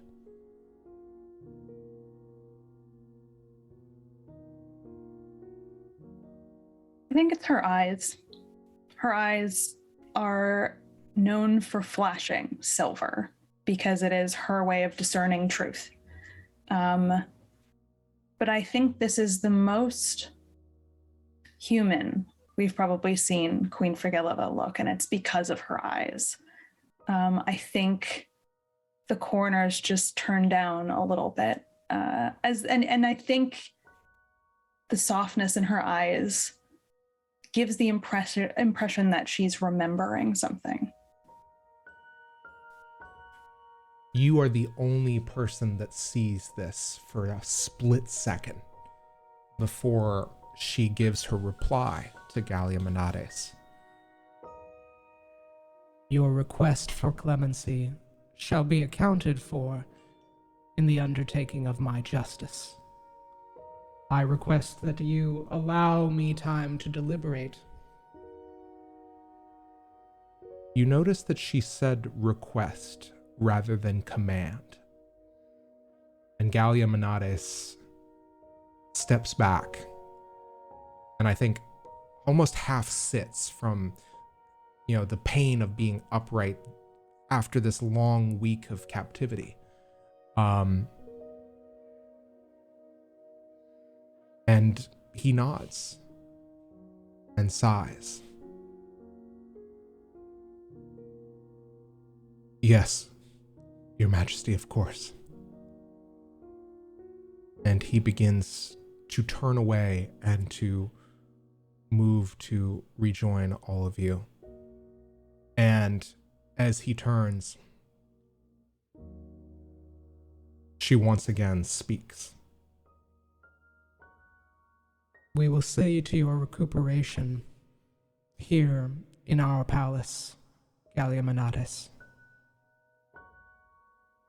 And at which point Galiamenades turns back with a surprised look on his face, bows as deeply as he can in this form, in this kind of state of recuperation, and then turns once again to face all of you and walks past you to where you see the angelic guards are beginning to guide him towards the chambers that you yourselves made use of not that very long ago, to the other sector of the palace. What are all of you doing? Maurice is making eyes at everybody else that say, should we leave too?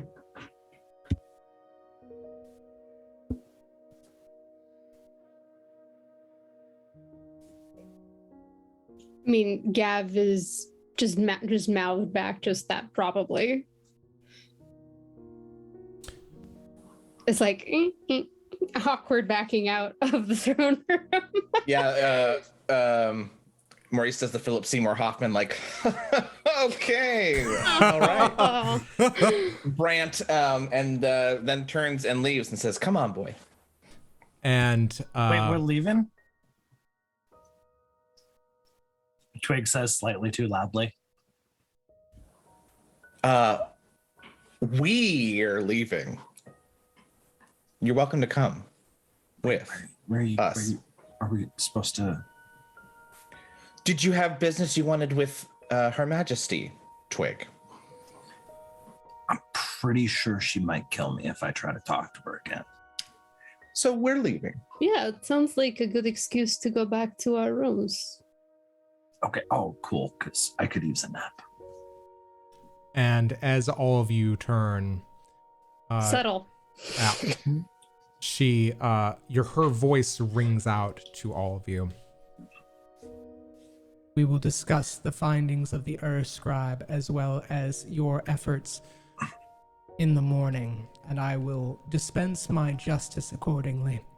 In the meantime, you will be availed of the services of the Sterling as per your request, sometime tomorrow when he is available.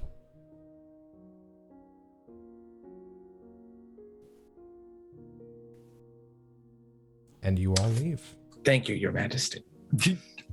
There is... Gav doesn't do bows. She just sort of nods her head and walks out. I think Twigg gives her finger guns.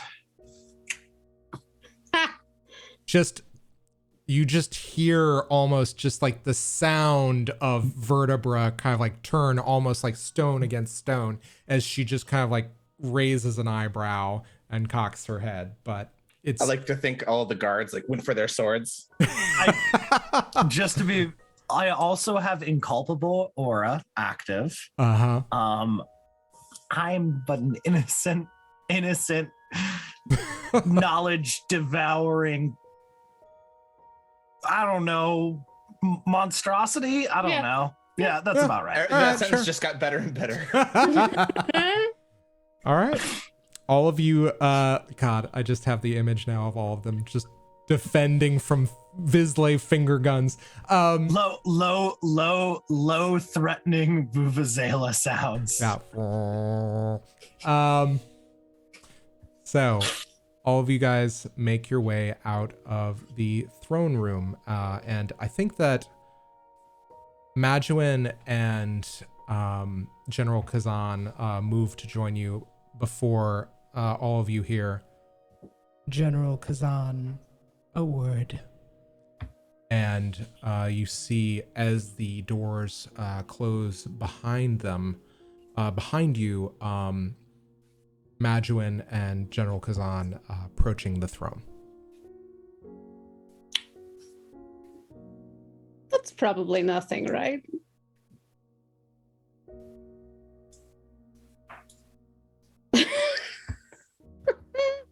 The doors are shut to us, so we can't like see inside.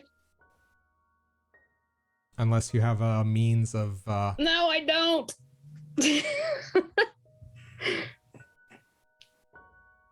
So, what do all of you do? Do you retire to your chambers? Twig's gonna go Is it? How long has it been?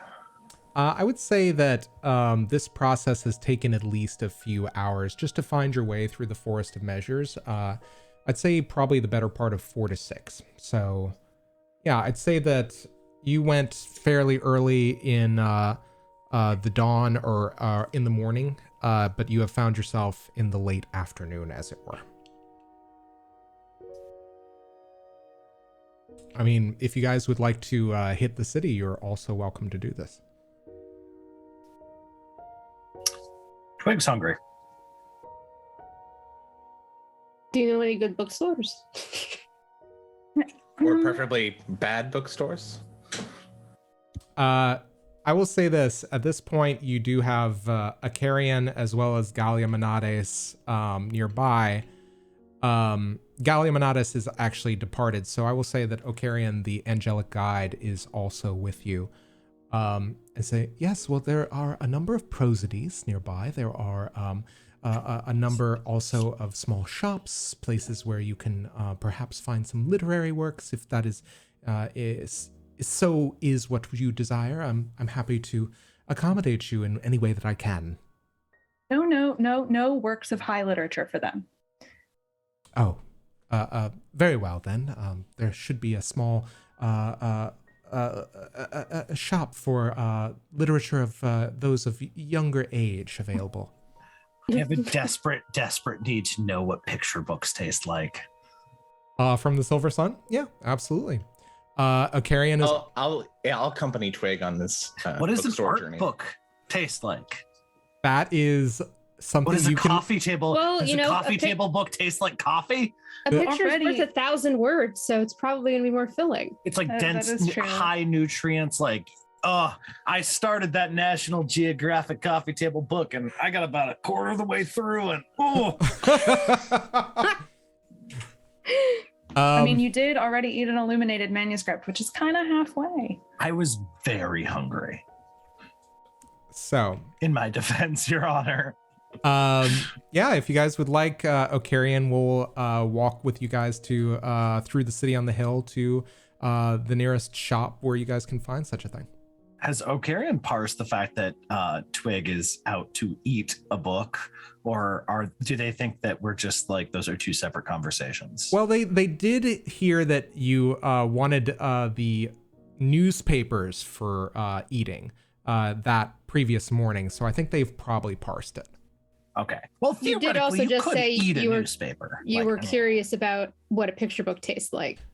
Well, the other thing I will also say is there is not necessarily a trepidation on the part of the angels here. Say the kind of trepidation you would encounter in the Vancian campus or with any other like institution within Saturnine that's vital to Vislae learning, because angels are incredibly busy creating things all the time. So Yeah. So you're saying angels are the Chuck Tingle yes, of Invisible Sun. exactly. That's what I'm saying. That's exactly what I'm saying. Absolutely. The amount of divine erotic literature alone is staggering. They don't have like many. What percentage of it involves velociraptors? I will say they're not known as velociraptors where you are, but there's plenty of literature about different forms. That's all, folks. That's the weirdest answer you could have possibly given. Yeah, Nope, I'm play glad. the- I'm very play proud of the- Play myself. the Looney Tunes music. We're done.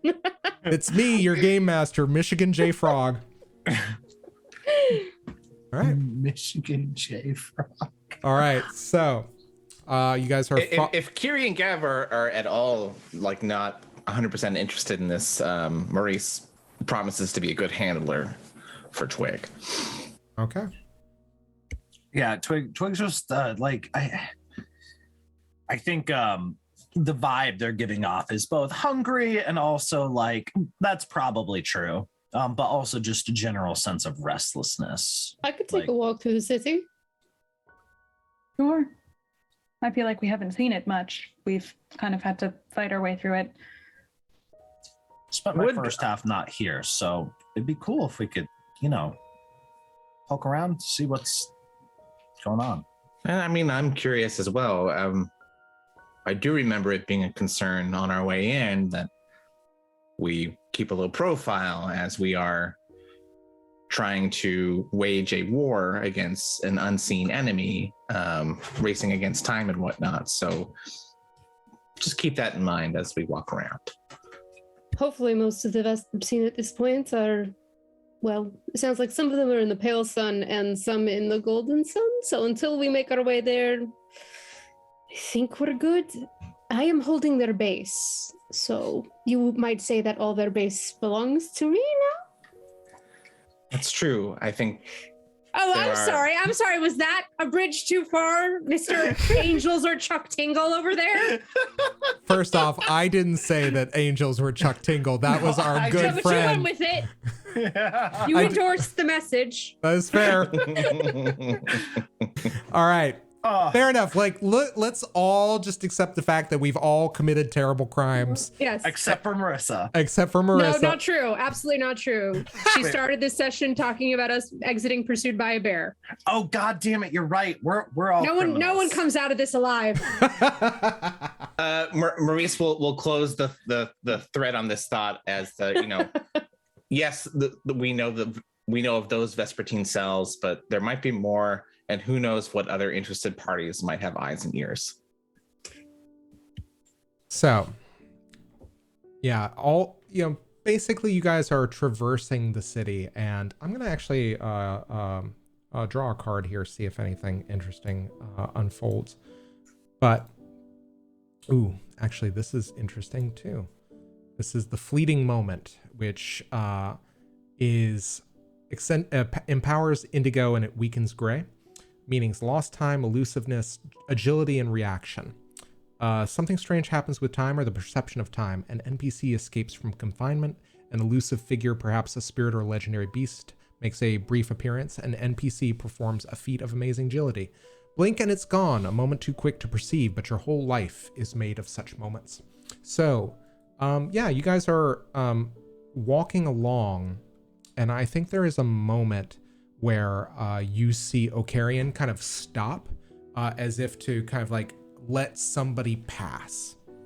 And you guys see an angel that passes in front of your path.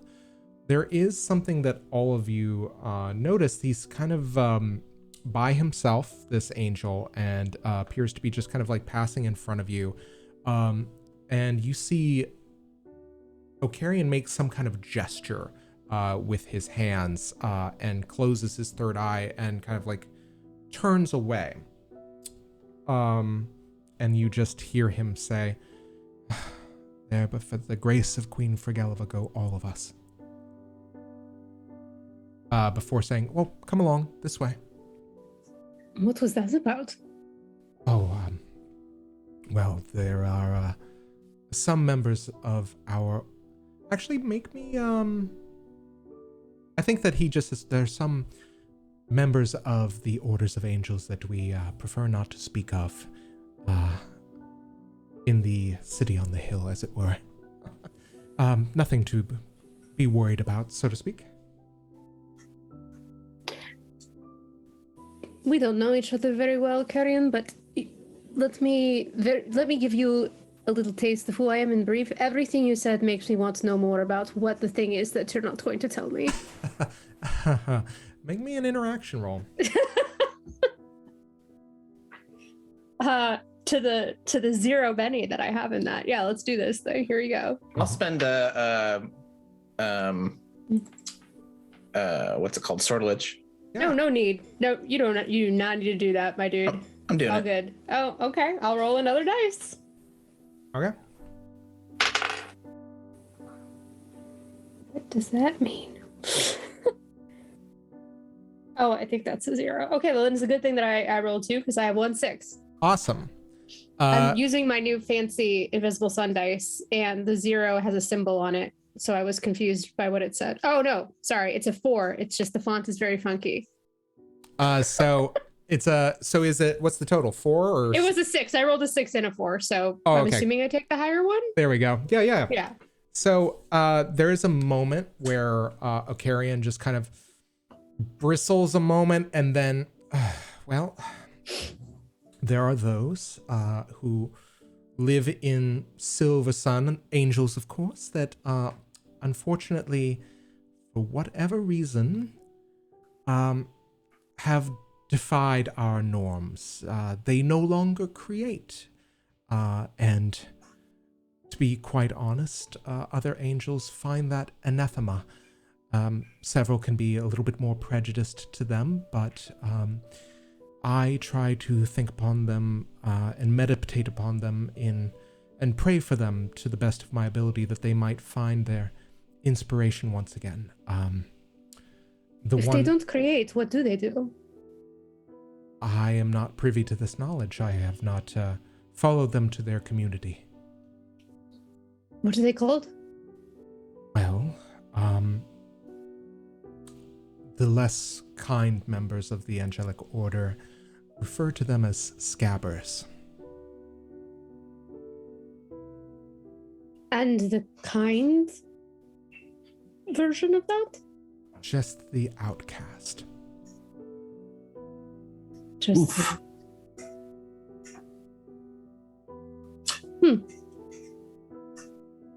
Well, thank you. I'm interested now. Yes. I apologize. These things, they discomfort me, but at the same time, it is a truth that we must bear within the Silver Sun that invokes the prejudice of, I suppose, less savory members of my order. I would have thought all of you would have been above all of that. I would have hoped so as well. But alas, everywhere in the actuality there are discrepancies between what we wish were true and what actually is. Did the angel in question look different in any way and noticeable features? Not at all. Not visually to you. Nothing strikes you about them that is different from any other angel that you have met. They smell different. I think that if you smell, they do not smell different. Go ahead and mark off scent of magic. Again. Yeah. Okay. Would we have time? Would we have had time? That's the one thing I didn't ask, to refresh pools. Certainly. I was gonna say you have plenty of time. You can use an action to refresh them if you'd like, or the 10 or 20 minute. I would say the 20-minute, probably, while we're waiting around for other stuff to happen earlier. Mm-hmm. Like, that's the kind of thing I would have done. I just didn't. Yeah, absolutely. Yeah. Sortilege is marked, or sorcery is marked off. Yeah, absolutely. So, may I interest you in continuing on the way to one of our fine shops? Proceed. And he sheepishly, at this point, continues to lead you on to what all of you realize is a shop that has literature and games in the front window of it. Once again, like these latticed silver kind of alabaster materials form the facade of this building, and through the glass you see a number of small picture books. You see a number of games carved and magical and like ambulatory in this fashion. And one thing that you notice, I think Maurice and Twigg, if you've ever had the inclination, there seem to be what you realize are role-playing game books. Oh boy, everybody stop. We're going to play a TTRPG game within a game. Here we go. Oh my god. I just need to know. I need to know already. Is it called the Gray Sun? Is that what we're doing here? Is that where we're going? I think that yeah. Delving into the lie. Okay. Lies and lamentations. I will tell you this: all of you are coincidentally naming games that exist that you can see through the front shop of this window. What is the one that draws your eye the most, Maurice? It's a spacefaring game, lasers and spaceships, from a series that he wrote in the gray, and kind of cocks his head at it. Okay. Yeah. Did we just What now? Did we just introduce a plagiarism subplot into this goddamn game? Perhaps.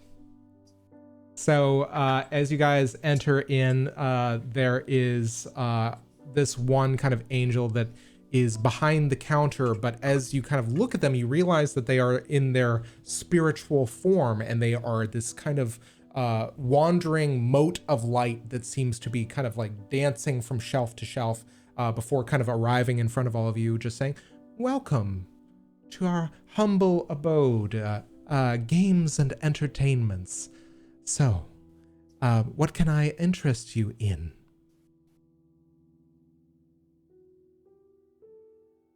Maurice looks expectantly at Twigg.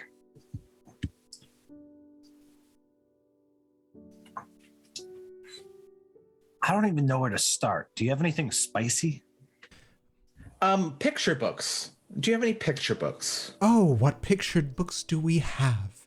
Allow me to direct your attention. And you just see there is one picture book that this spiritual mote kind of alights on. It says, "This is a delightful one from the pertaining to the intricacies, the beauty of the green sun."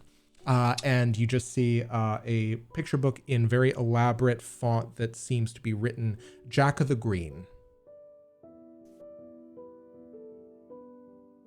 I think Maurice will pick it up and kind of leaf through it. Any text in there, as he holds it for 60 seconds, he immediately rapid reads with his ability. Yeah, as you read, you realize that this is a very brief story about a young Vislae who leaves the city of Satyrine to pursue the actuality's most beautiful flower, which it realized over a very quick period of time. He arrives there on a sun ship, and the sun ship then kind of overgrows and is overgrown with green sun plant life in very quick succession, and has to journey through the undergrowth of the massive wilderness of the green sun in order to find this one true flower, which is a sunflower of some sort of magical import, which manages to take him home. And Maurice shuts it satisfactorily and says, "This will be great to start. I'll take it," and hands it to Twigg. Very well. 5 crystal orbs, if you would be so kind. I couldn't help but notice that all of you seemed interested by the books by the Game Masters of Sharwen. We have an entire section devoted to their works, if you would like to see. Perhaps after my friend here has read a few more books. Oh, certainly, but of course, we must recommend that you please pay for your purchases before absconding with them. Twig immediately hands out shells out 5 crystal orbs. Very well, then, please enjoy your purchase. Are we going to pay piecemeal one by one, or could we collect a amount of books and pay at the counter when we're ready to go? Oh, by all means, please take your time. Please Thank you browse very our much. wares. Thank you. I'm picturing a book dim sum place. They bring around little carts, library carts. That sounds really cool. Yeah, I think Twig definitely like already just kind of very surreptitiously slurped this book. There's no actual descriptions on how Logivores eat. So why don't you enlighten us? I think it's a lot. I think it's very similar to the whole. There's an ability that lets you just slurp an entire book. I think this is similar to that, except so just kind of perusing through, and as every page gets flipped, you realize it's blank. It's just like, and I think you're just watching. This is kind of funny because I don't think Twig's ever tried to eat a picture book before. It just never quite occurred to them. And I think you're just watching them just kind of like make some very interesting faces. Like, this is clearly like it you know how when a salad's super intense, Mm-hmm. it's like a super intense salad, Yeah. very aggressive dressing. So yeah, I think it's kind of like literally watching bits of ink seep into their fingers, run down their arms and into their body. In this case, it's quite bright and colorful and a little bit more obvious than it normally is. So as you kind of do this and you slurp the ink of this, first off, take 1 point of hidden knowledge as you realize something very interesting, which is that you get a very clear image of basically the makeup of the green sun, even in illustrated for a child, and it's lushly illustrated clearly by some very talented creative angel. But even in this basic format, you get a clear picture of the composition of the sun and how it is created or how it is structured. And so I'm going to share with you a link that you can see as you kind of look at this picture. Well, that's good. I'm pretty sure that's where my heart is. Yeah. Or at least one of them. Perhaps, as far as you know. Look here, motherfucker. Maurice is looking at the store attendant's reaction to this very obvious Logivore activity. Make me an interaction roll. This is going to be a 6. Sure.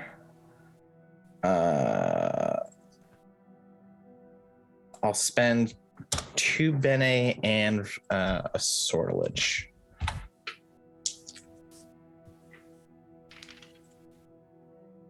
So that is a 9 and an 8.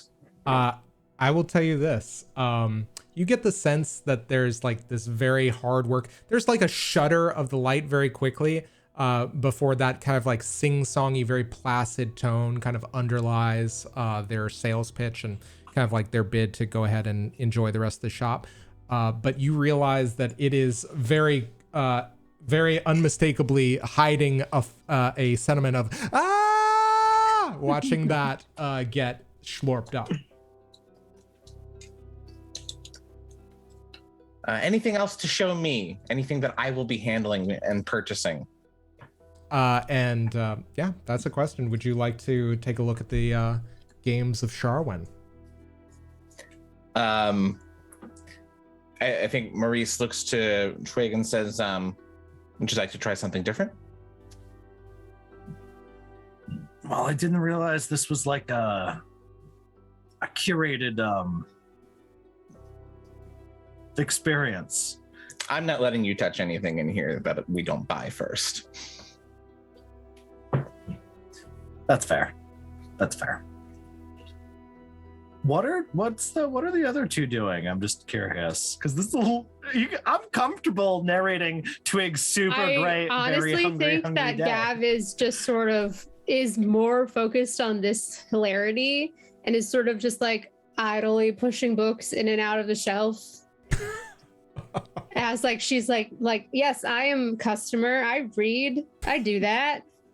I love book great. Read them all the time. So as you are handling one of these, there's this beautiful, like, very clearly, nicely made D&D kind of book, like with these giant D letters, like in upper caps with the lettering lower caps, and it reads "Deities and Discourse." Shut up. And as you kind of like peruse through it, you see that it is a game that is designed to allow players to make paeans to gods in order to ask them to grant their player characters favor to do heroic deeds. Divine intervention, the game. Yeah, pretty much. Just to make sure I understand this correctly, the analogy would be to me praying to a god that I believe in so that my D&D character does well. Yeah, pretty much. Okay, got it. Yeah. Oh, wait! There's a meta level to this I did not understand. Yeah. Wait, no, I'm sorry. Now I have to think about that one for like the rest of the evening because that's hysterically funny depending on who you're playing with. Kyrrie, It's almost as funny as buying a D&D character with an NFT. Here's that current events discourse you guys tune in for. Oh God. Kyrrie, what are you getting up to? I think Kyrrie does not want to be anywhere near Twigg consuming books, so I think she's interested in the games. She wants to go see the games of the Silver Sun. Absolutely, and there are a few very interesting games. There are very lovingly crafted board games. There's also a very lush looking, very nicely carved Spiders game.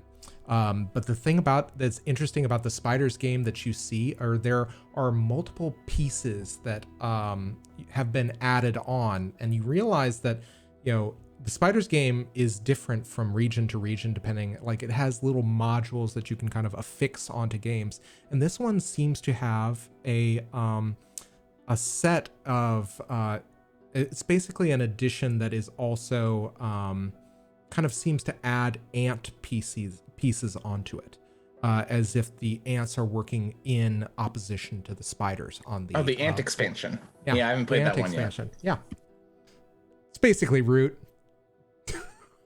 But yeah, no, yeah, you see that this board actually seems to incorporate ant pieces in addition to the typical wooden spider pieces, but the ones that are on display in the shop window that you notice on your way in, they seem to be crafted out of this very beautiful kind of lustrous alabaster stone in pieces, some pieces of onyx, some of jade, or some similar material. They seem to be just lovingly handcrafted. I think too, another thing that catches Kyrrie's eye is the TTRPG books, specifically one of which is called Suns All the Way Down, and is advertised with, what if your life in the actuality was a lie and there was a whole other world beyond it, a life that you left behind and forgot?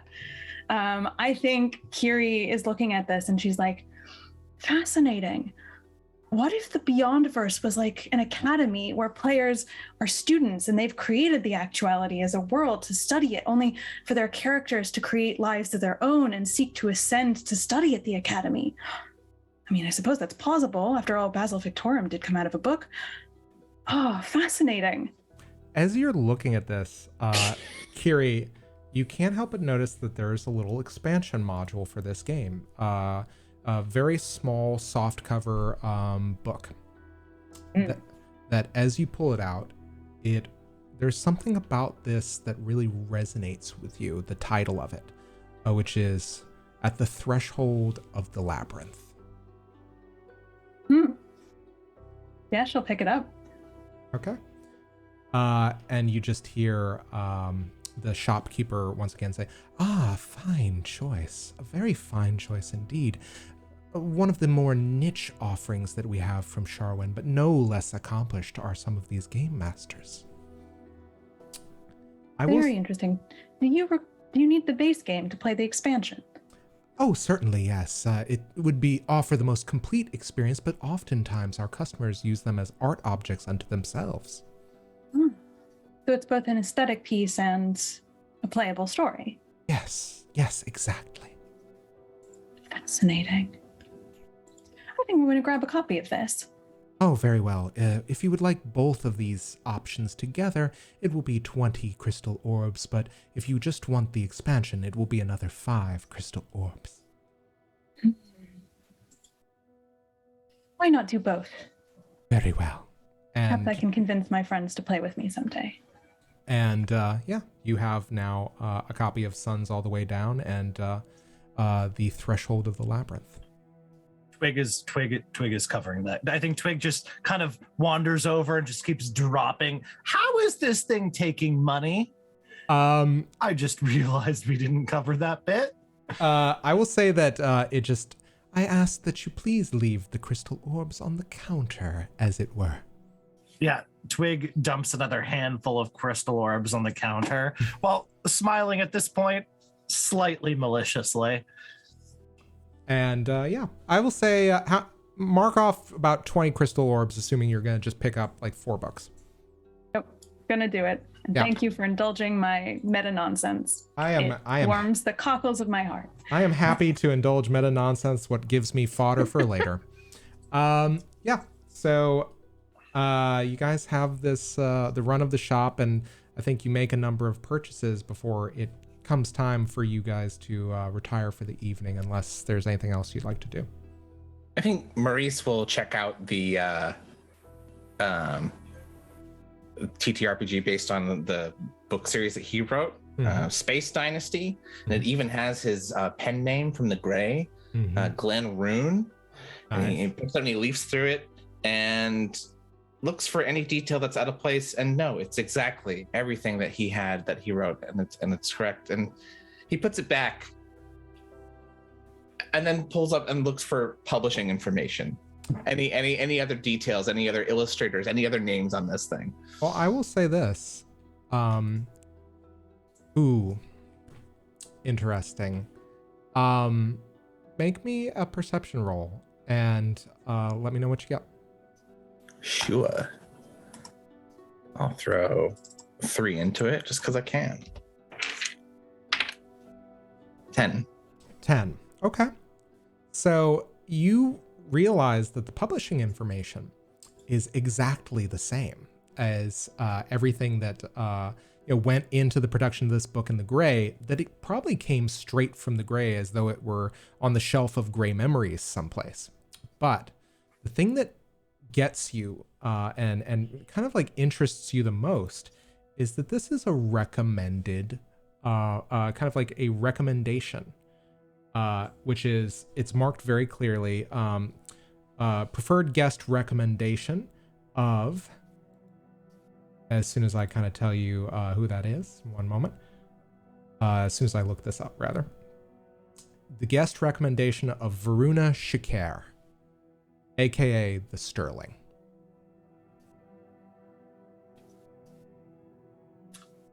The Sterling or the Starling?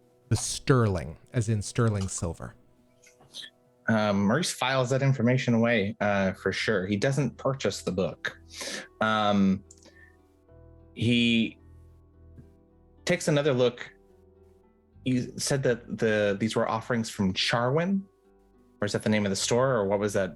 What was that name? Oh, Sharwin is a small village inside of the Silver Sun. Their game makers are very prodigious and very accomplished. However, sometimes we like to bring in outside recommendations from other such guests. I see you found the recommendation of the Sterling. Yeah. Does the Sterling come in here often? Oh, often, yes. The Sterling loves to attend to some of the works that his prodigies may have developed on their lonesome, or who have worked with him before as tutor to student, as it were. Fascinating. Thank you so much for your help. Oh, Twig, no, don't touch that. I'll grab it. thank you so much, and please do feel free to come back in at your leisure.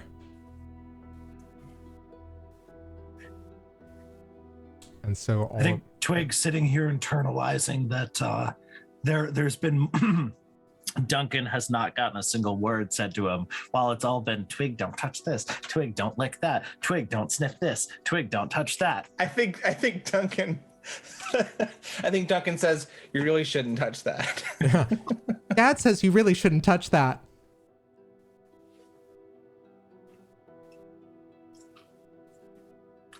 And then you just see Duncan kind of like also come up, and I'm assuming if like he's gonna try to get up to eye level with you as you're sitting down and something, and just licks you on the nose and goes, "I love you." oh my god. Oh, love you too. And the tail wags. So, all right. So I think that in short order, all of you are able to see whatever you'd like in the city, get a meal, a fairly quick one, as the night is soon closing in on your time here in the city. I assume, without spending too much more time on this, Maurice would like to either bring the group with or peel away to a different type of bookstore and look for Silver Sun poetry. Do a little bit of a rapid read, just get a book here and there, greatest hits, and also looking for Galiamenades to see if there's any published poetry by our friend. make me a perception roll. And actually, I'll say perception or intellect. Hell yeah, intellect. Let's do it. That's an 11. Wow. Okay. All right. So as you do this, as you begin searching, Akarian directs you to a kind of a more appropriately aged bookstore, kind of like the equivalent of like a corner shop independent bookstore that specializes in poetry. And you realize that this is also a prosody, where it is kind of like half bookshop, half stage and community event area, where essentially people are encouraged to socialize. It's kind of like, the more you learn about a prosody, it seems more in line with kind of like a salon, wherein people who are interested in poetry aggregate and gather to share their works, or to just hear the classics being spoken and performed by those who have a love or appreciation of it. It's often kind of like a way to foster a sense of community. And you realize that it's not just in the Silver Sun that such a place exists. It's all throughout the actuality. I think, Maurice, you would have known this just probably obliquely. But the thing that catches your eye is there are a number of works by Galiamenades. Most of the things, as you kind of peruse them, most of these kind of collections of poetry, which are just lovingly bound, almost like zine-like, really. And what you get the sense of is that there is this deep longing in the poetry of Galiamenades about the beauty of beginnings, but also the beauty of things that have yet to meet their end, that have strayed so far from the beginning, but find the meaning in their continuation, in their experience of time. And you realize that it is a longing for an experience of time that many immortal beings do not have access or are not privy to. There seems to be this kind of overriding sense in the poetry of what meaning does this existence have if there is no end to it. And the thing that is most striking to you is, as you kind of like work your way chronologically through the work, this meaning gets more and more insistent, and at the same time more and more it's almost like an imperative that this end must come to even ones such as we in order for us to thereby love the actuality that much more. I think after rapid reading these, Maurice says like, okay, we're good to go. And then as they get to the threshold of the door, turns around, sorry, hold on, and goes back and buys all of them. Excellent. And walks out. Mark off 15 crystal orbs. Okay. Yeah. So Big pace for that too. All right. I did pick up a giant pile of money, and nobody was like, "Hey, don't pick up that pile of money." But like Twig's very much that's right. I'm your sugar thembo now. I actively encourage you to pick up the money. That is true. There was in fact active encouragement. I'm a warlock patron now. You're all my warlocks. Except I just buy you books. All right. That's a good relationship. All right. So as all of you begin, heading back, does anybody else want to do anything before you retire for the evening? I think Maurice will share what he learned, and he's a bit unsettled by this knowledge. And he says, look, I didn't get any sense when I was talking to Galiamenades that anything was off, but I just read his life's work. And there's something similar in wanting there to be an end and the Vespertine.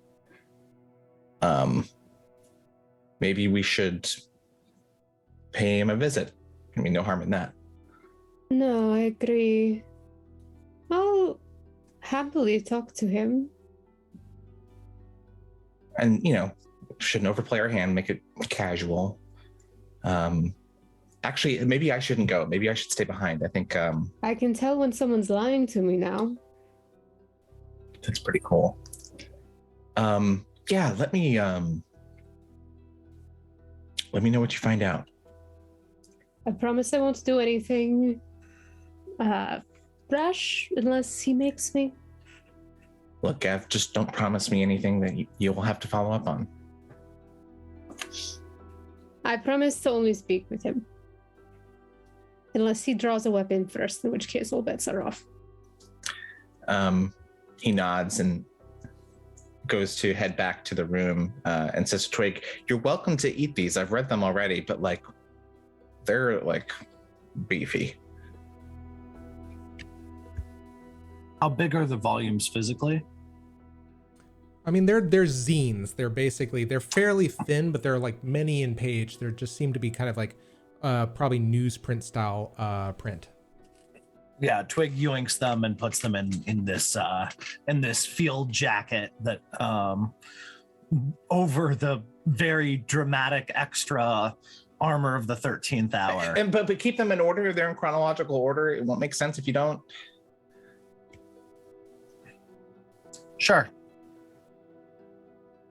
So we will go ahead and, for the sake of expediency, we will cut to this conversation between you and Galiamenades.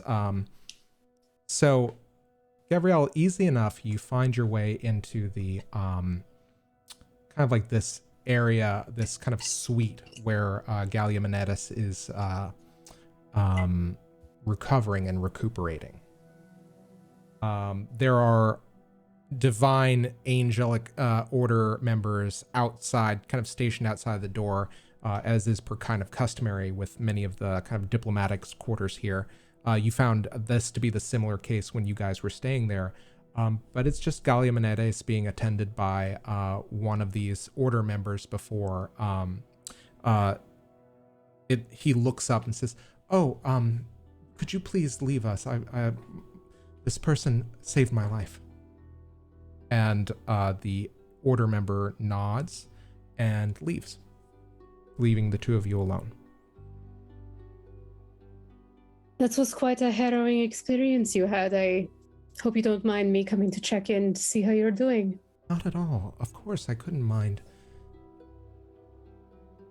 What? God, I owe you so much. No, you don't owe me anything. This is what we do. Or rather, what we've been doing recently. What can I do for you? I'm so grateful. Anything you ask, I name it. I'm not here to ask anything of you. More just to see if you were all right. I'm well. I feel my abilities, my faculties kind of returning to me. I hope that within a week I'll be able to move as I once did, but it will probably take some time. I don't know, perhaps shifting back into my spiritual form might help. I hope you don't think this is me prying. How did you get taken? I was approached by this figure, fairly tall and burly. This figure, this mortal, seemed to kind of speak to me of,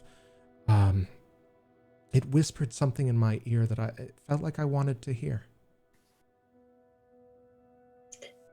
Can I roll to see if he's telling me the truth? Absolutely. You may go ahead and give me perception or interaction. Interesting on both of those. I will do interaction. I still have some sortilege left, so I'll pop one to give me advantage. All right. Oh, perfect. Thank you so much. Yeah. That's gonna be a 6. Awesome. A 6 Or it would have been a 3. So there you go. Yeah, I think as you're kind of like looking at this figure, because it's in its physical form, it is more scrutable, so to speak. Mm-hmm. You can kind of like get a better sense of it. Doesn't seem to be giving you any vibe that they're speaking untruthfully. And this mortal, what do they look like? Well, very tall and large and broad. For as far as mortals go, as far as those I've seen, somewhat like my form, but much less slender. Obviously, their head was bald, and almost so much so as to there was a shine to it. There were a number of these lines that went up, just little dots. I'd say maybe 20 above each eye, but the eyes were black as pitch. It seemed to be clad in this this cloth suit that covered everything, including its hands. Oh, the gloves. That's what those were. Gloves. Yes. You got quite a good look. Yes. We had a conversation. What was it that they said that made you wish to hear more and go away with them? And he looks at you. And there's a pause.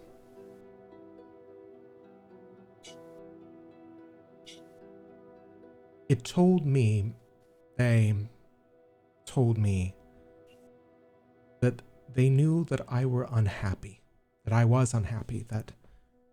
and that it would help me to find the thing that I sought. Of course, this was discomforting to know, to hear, but I felt obligated almost to follow them. I don't know how or why, but it felt like I lacked the volition to do otherwise. Some form of magic? I have to assume so. These people tend to prey upon our weaknesses, calls to oblivion and the void.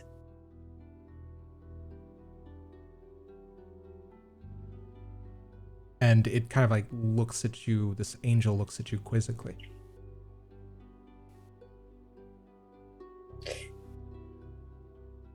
You should not listen to them. I suppose not.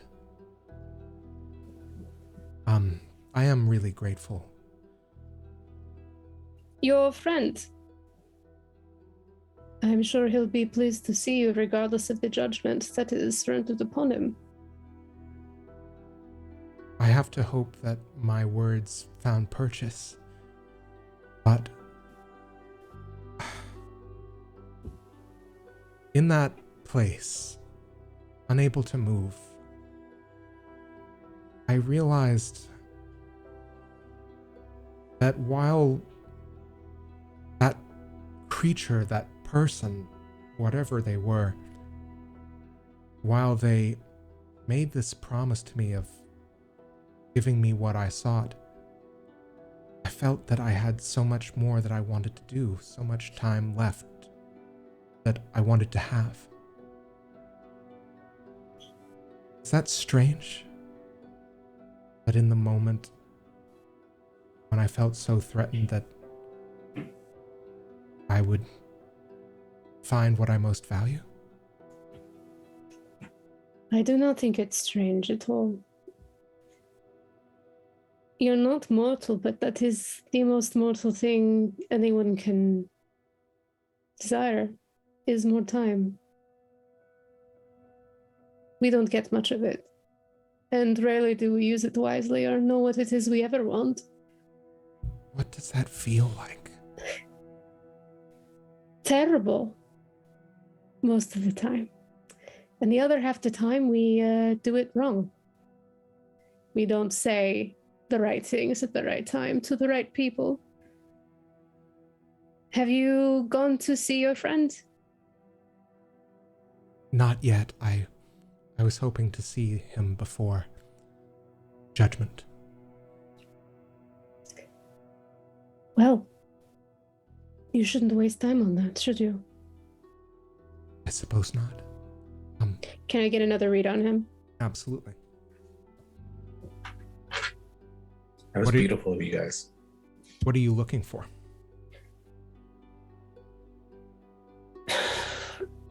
It's not just sincerity, because I have two theories, but both of them could be wrong. It's if he's lying about if he was led away by this desire to seek something, I'm just curious if he's lying about some sort of compulsion having been put on him, or if this was part of some plan. I will tell you this.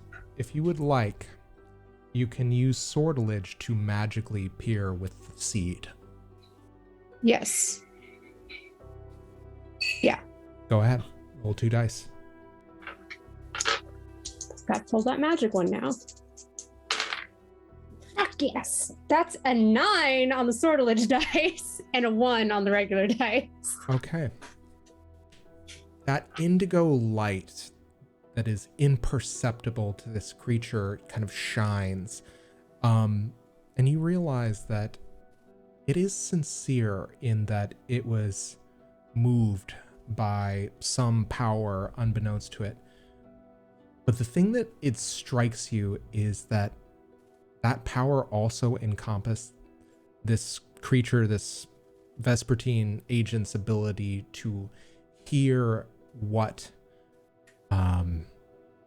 it most desired.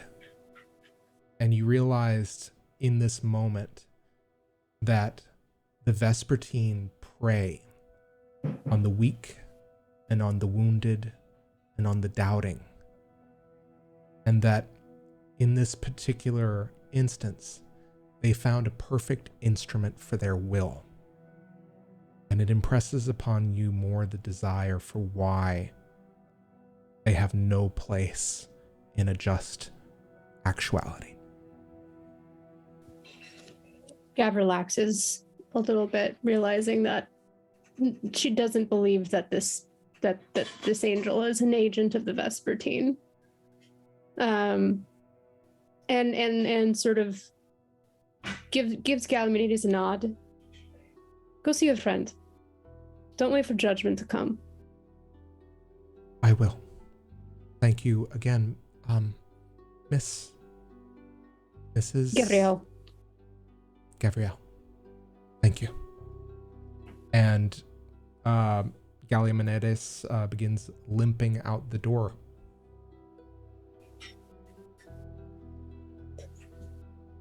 Gavriel walks off. I think she starts heading back to the chambers. Or if we're all still there, she'll come back in.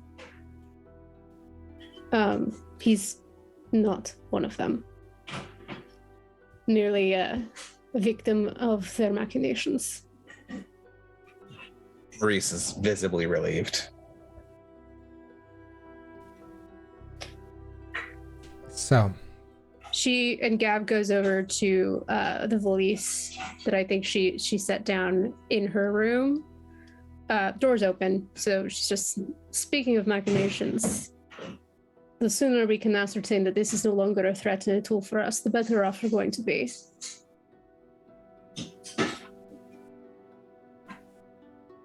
I agree. How can I help? Oh, I think I'm going to do some redecorating. Okay. What? You don't like damp or dank? I don't know about you, but those are not my favorite words. I think Twigg is calling from a different room, so you just hear this floating out there. I think she puts I have no idea how this magic works, so I'm just doing some flavor text. You can correct me if I'm wrong. She's going to put a hand on the outside of the valise and just sort of close her eyes for a minute. And I think some of the indigo light from the seed, like in her halo, starts spinning pretty bright. And she like takes a deep breath, and that light disperses like through her hand into the valise. And she opens her eyes again and goes, I think that did something. excellent. Yes, you do this. And we will cover what the ramifications of that are. However, before we end for tonight, there are a couple things, and before Gavriel ventures into the valise, I must narrate to you the events of the following day. So, in the court of Queen Frageliva, you find yourselves assembled the following morning to hear from her judgment of Secretan the Austere, the tireless guardian of the Silver Sun, who found himself at the epicenter of the machinations of the Vespertine. Secretan the Austere, honored guardian of the Silver Sun, I render unto you my judgment following the research into the circumstances that led to the near corruption of the Aurus Stam. Secretan, all 20 feet of him, stands at the foot of the throne, dwarfed by the size of this structure and of the ruler, the authority that looks on at him impassively with silver eyes.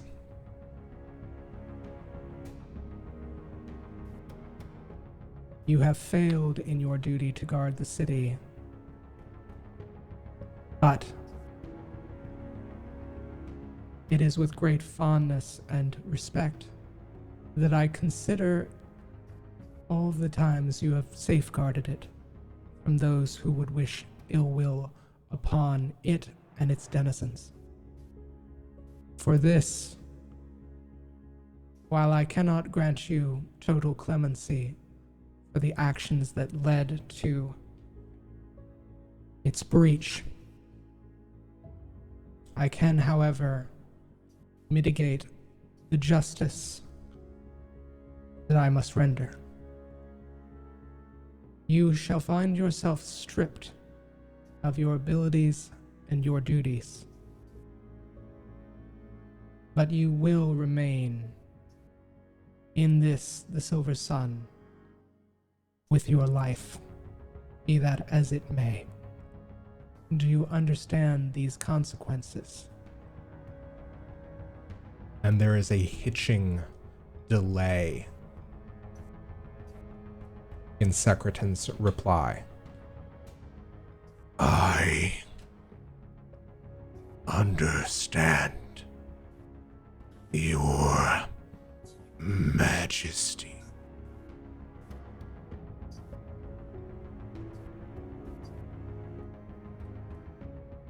However, there must always be a guardian of the silver sun and the city on the hill. And these duties shall be taken up by my highest general, Yezomayal. And a figure that you have seen only in spiritual form flanking the queen steps forward, or floats forward, as it were, this swirling ball, massive of light with runes kind of traversing its circumference and wings, 8 pairs sprouting from the back of it, steps forward. And now I shall render my judgment. And she reaches forward. Unless anybody wants to do anything, her outstretched palm begins to beckon and to pull. And you see the metal and the armor in which Secretan is encased begin to shudder and pull apart as if by a vice in reverse. And flying from the armor is a mote of light no bigger than a firefly, finding its way into her palm, flying to it. And you watch as the armor that encased it, the magic and enchantments that rendered this juggernaut unstoppable, falls inert. And she reaches her palm up to her lips, and she whispers something into the mote of light that none of you can hear. It is only for Secretan. And the mote flies slowly down from the throne and begins swirling almost exploratorily around the chamber as Yezomayal flies forward and begins pushing into the inert armor. The armor itself, these wings sprout from behind it, as if in a reflection of the form that Yezomayal had taken. And slowly but surely, the armor seals the breach where the mote of light was pulled. And you see Secretan's spiritual form, this tiny bit of spark and hope, this firefly of light. It alights on the outstretched hand of Galiamenades.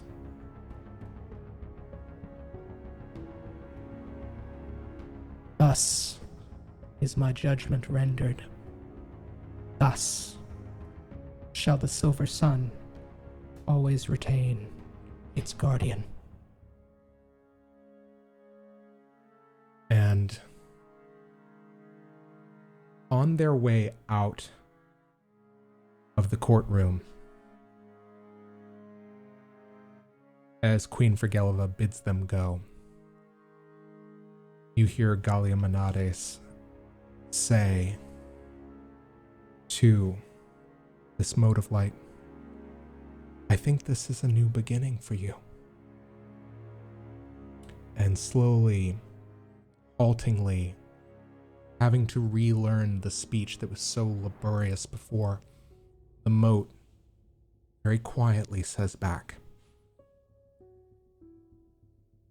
I look forward to it. And that is where we're going to end tonight's session.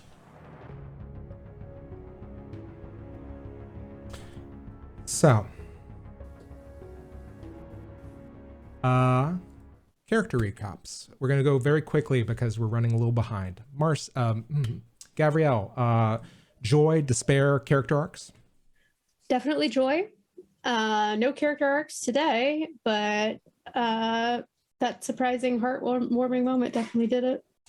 I will also grant you, because this is a GM shift on my part that I didn't call out, take a joy for also learning Galiamenades' true sentiment.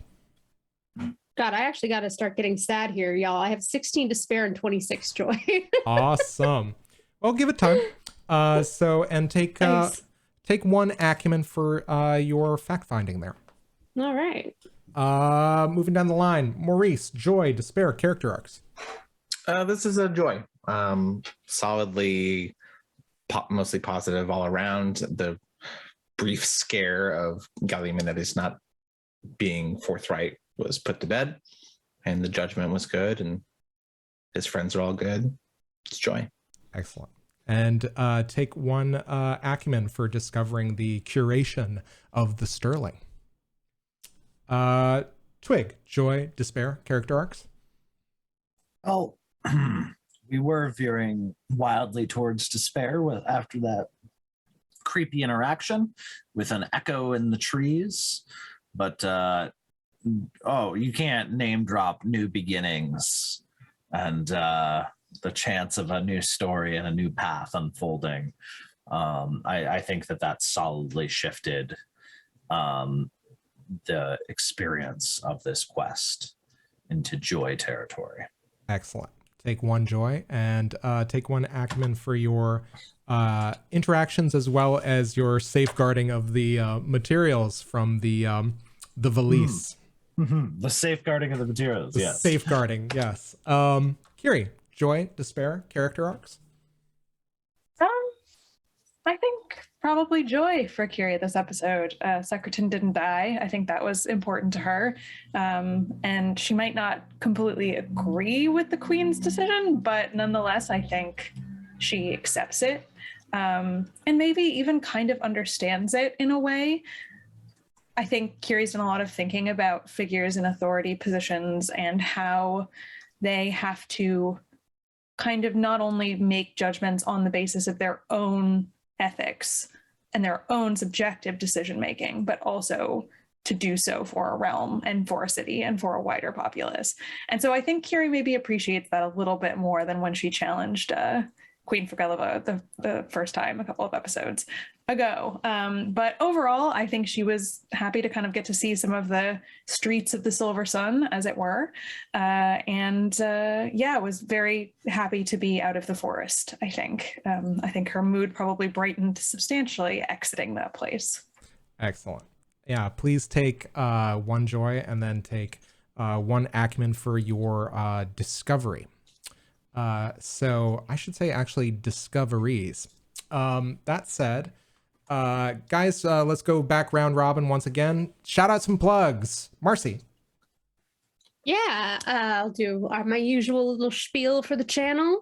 Every Tuesday here on Manapod Studios at 8 p.m. Eastern Time, we've got Flights of Fandom. Currently, we're doing a Bridgerton-themed flight, which is turning into a lot of chaos and a lot of fun. We'll be back this coming Tuesday with the second part of that. Our third part will be on an off-schedule time. It will actually be on a Monday instead of Tuesday. Don't worry, there will be reminders.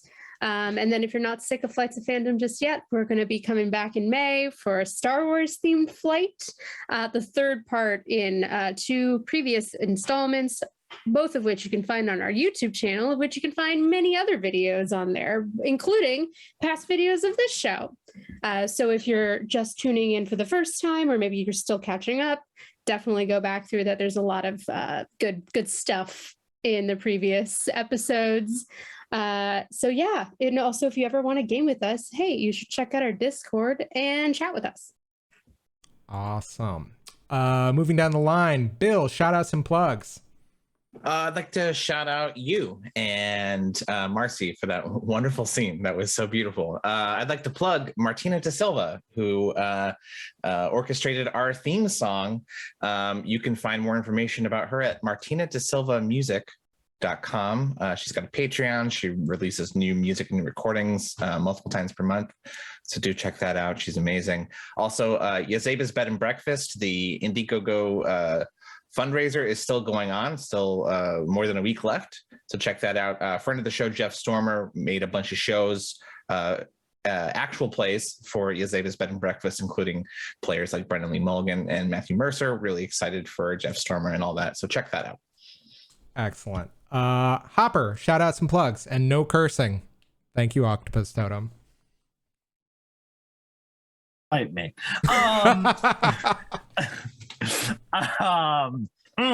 Okay. The censored version is you should also check out all the other cool shows on this here channel. And definitely continue to check out Jeff Stormer. He's super rad. Party of One is a dope podcast. And you should also check out our friends over at Encounter Party. They're super rad. They're a very cool actual play TTRPG podcast that's edited, so it's even cooler. And they're all dope people. Outside of that, and you know what? I'm gonna plug myself. That's right, mother forkers. Good place rules don't apply here, or I guess they do apply here. Whatever. Don't worry about it. Temporarily. You should check me. You should check my crap out over at the Legend Tree. There's a Twitch channel. There's a bunch of. You can find me on most social media. Right now, I'm mostly just streaming Gloomhaven with two of these yahoos. That being Bill and Zach, along with Ned, and we're getting our faces grounded to the dirt by like a really hard board game, but we're funny, I think. So come watch us, come hang out with us, come participate in our suffering. There we go. Marissa, shout outs and plugs. Yeah, well, so to echo Marcy, come join us for Flights of Fandom through the month of April. I am running everyone through a Bridgerton-verse game, and we will be picking up next episode on this coming Tuesday with Rumor and Scandal and Epistolary. So come see what scandalous rumors we come up with for Lady Whistledown's society sheet, and then come see what letters people write to each other, because that's always a fun thing. There will be drama, there will be tea spilled, there will be Bridgerton canon allusions. It will all be delightful. You can imagine half of what I'm saying in Julie Andrews' lovely voice as the voice of Lady Whistledown. So please do that. It's a great show and a great game we're playing. And I'd also like to plug, we are on episode 5 of 7. We've just finished 5 of 7 of our Alas for the Awful Sea Kingsport 1851 game. It is effectively a game set in 1851 in Kingsport, Massachusetts, where the crew is trying to start a whaling fishery and maybe stumbles into some Cthulhu mythos along the way. It is a kind of hybrid blend of Melville and Lovecraft, and if that sounds like your jam, check it out on YouTube. It is a delightful series, and everybody in it is great. Yeah, that's all for me. Excellent. So for my own part, guys, big shout out to not only everybody that we've mentioned. I'm also very excited about Yazeba's Bed and Breakfast. I am a supporter of that and have pledged. Can't wait for that. But big shout out especially to The Soul's Direction, which is the actual play of Invisible Sun by Angel Citadel, who are fans of the show, Josh and Joanne. And so that is a huge shout out to them. But at the same time, they also got featured recently in the Cypher Chronicles, which is super cool. So check that out when you have a chance. The other thing worth noting is we have a couple of charity drives going on. I think that the trans rights in Texas, we've already kind of mentioned, but at the same time, I'm not sure if the itch.io bundle is still ongoing, but you should check it out if you have. It is a prodigious amount of games for going to supporting a great cause that everybody should really support. And not only that, if you guys are supporting the folks in Ukraine who really desperately need your support following this kind of the beginning of this war with Russia, you should definitely give to a number of charities listed in one of our Nightbot timers on the right. Please give whatever you can. We are working on a custom Forte ability. I won't continue to mention it until we've made more progress on it, but suffice to say, if you guys give a minimum of $20 and show us the receipt, we'll make sure you get a copy of the custom Forte when it's done.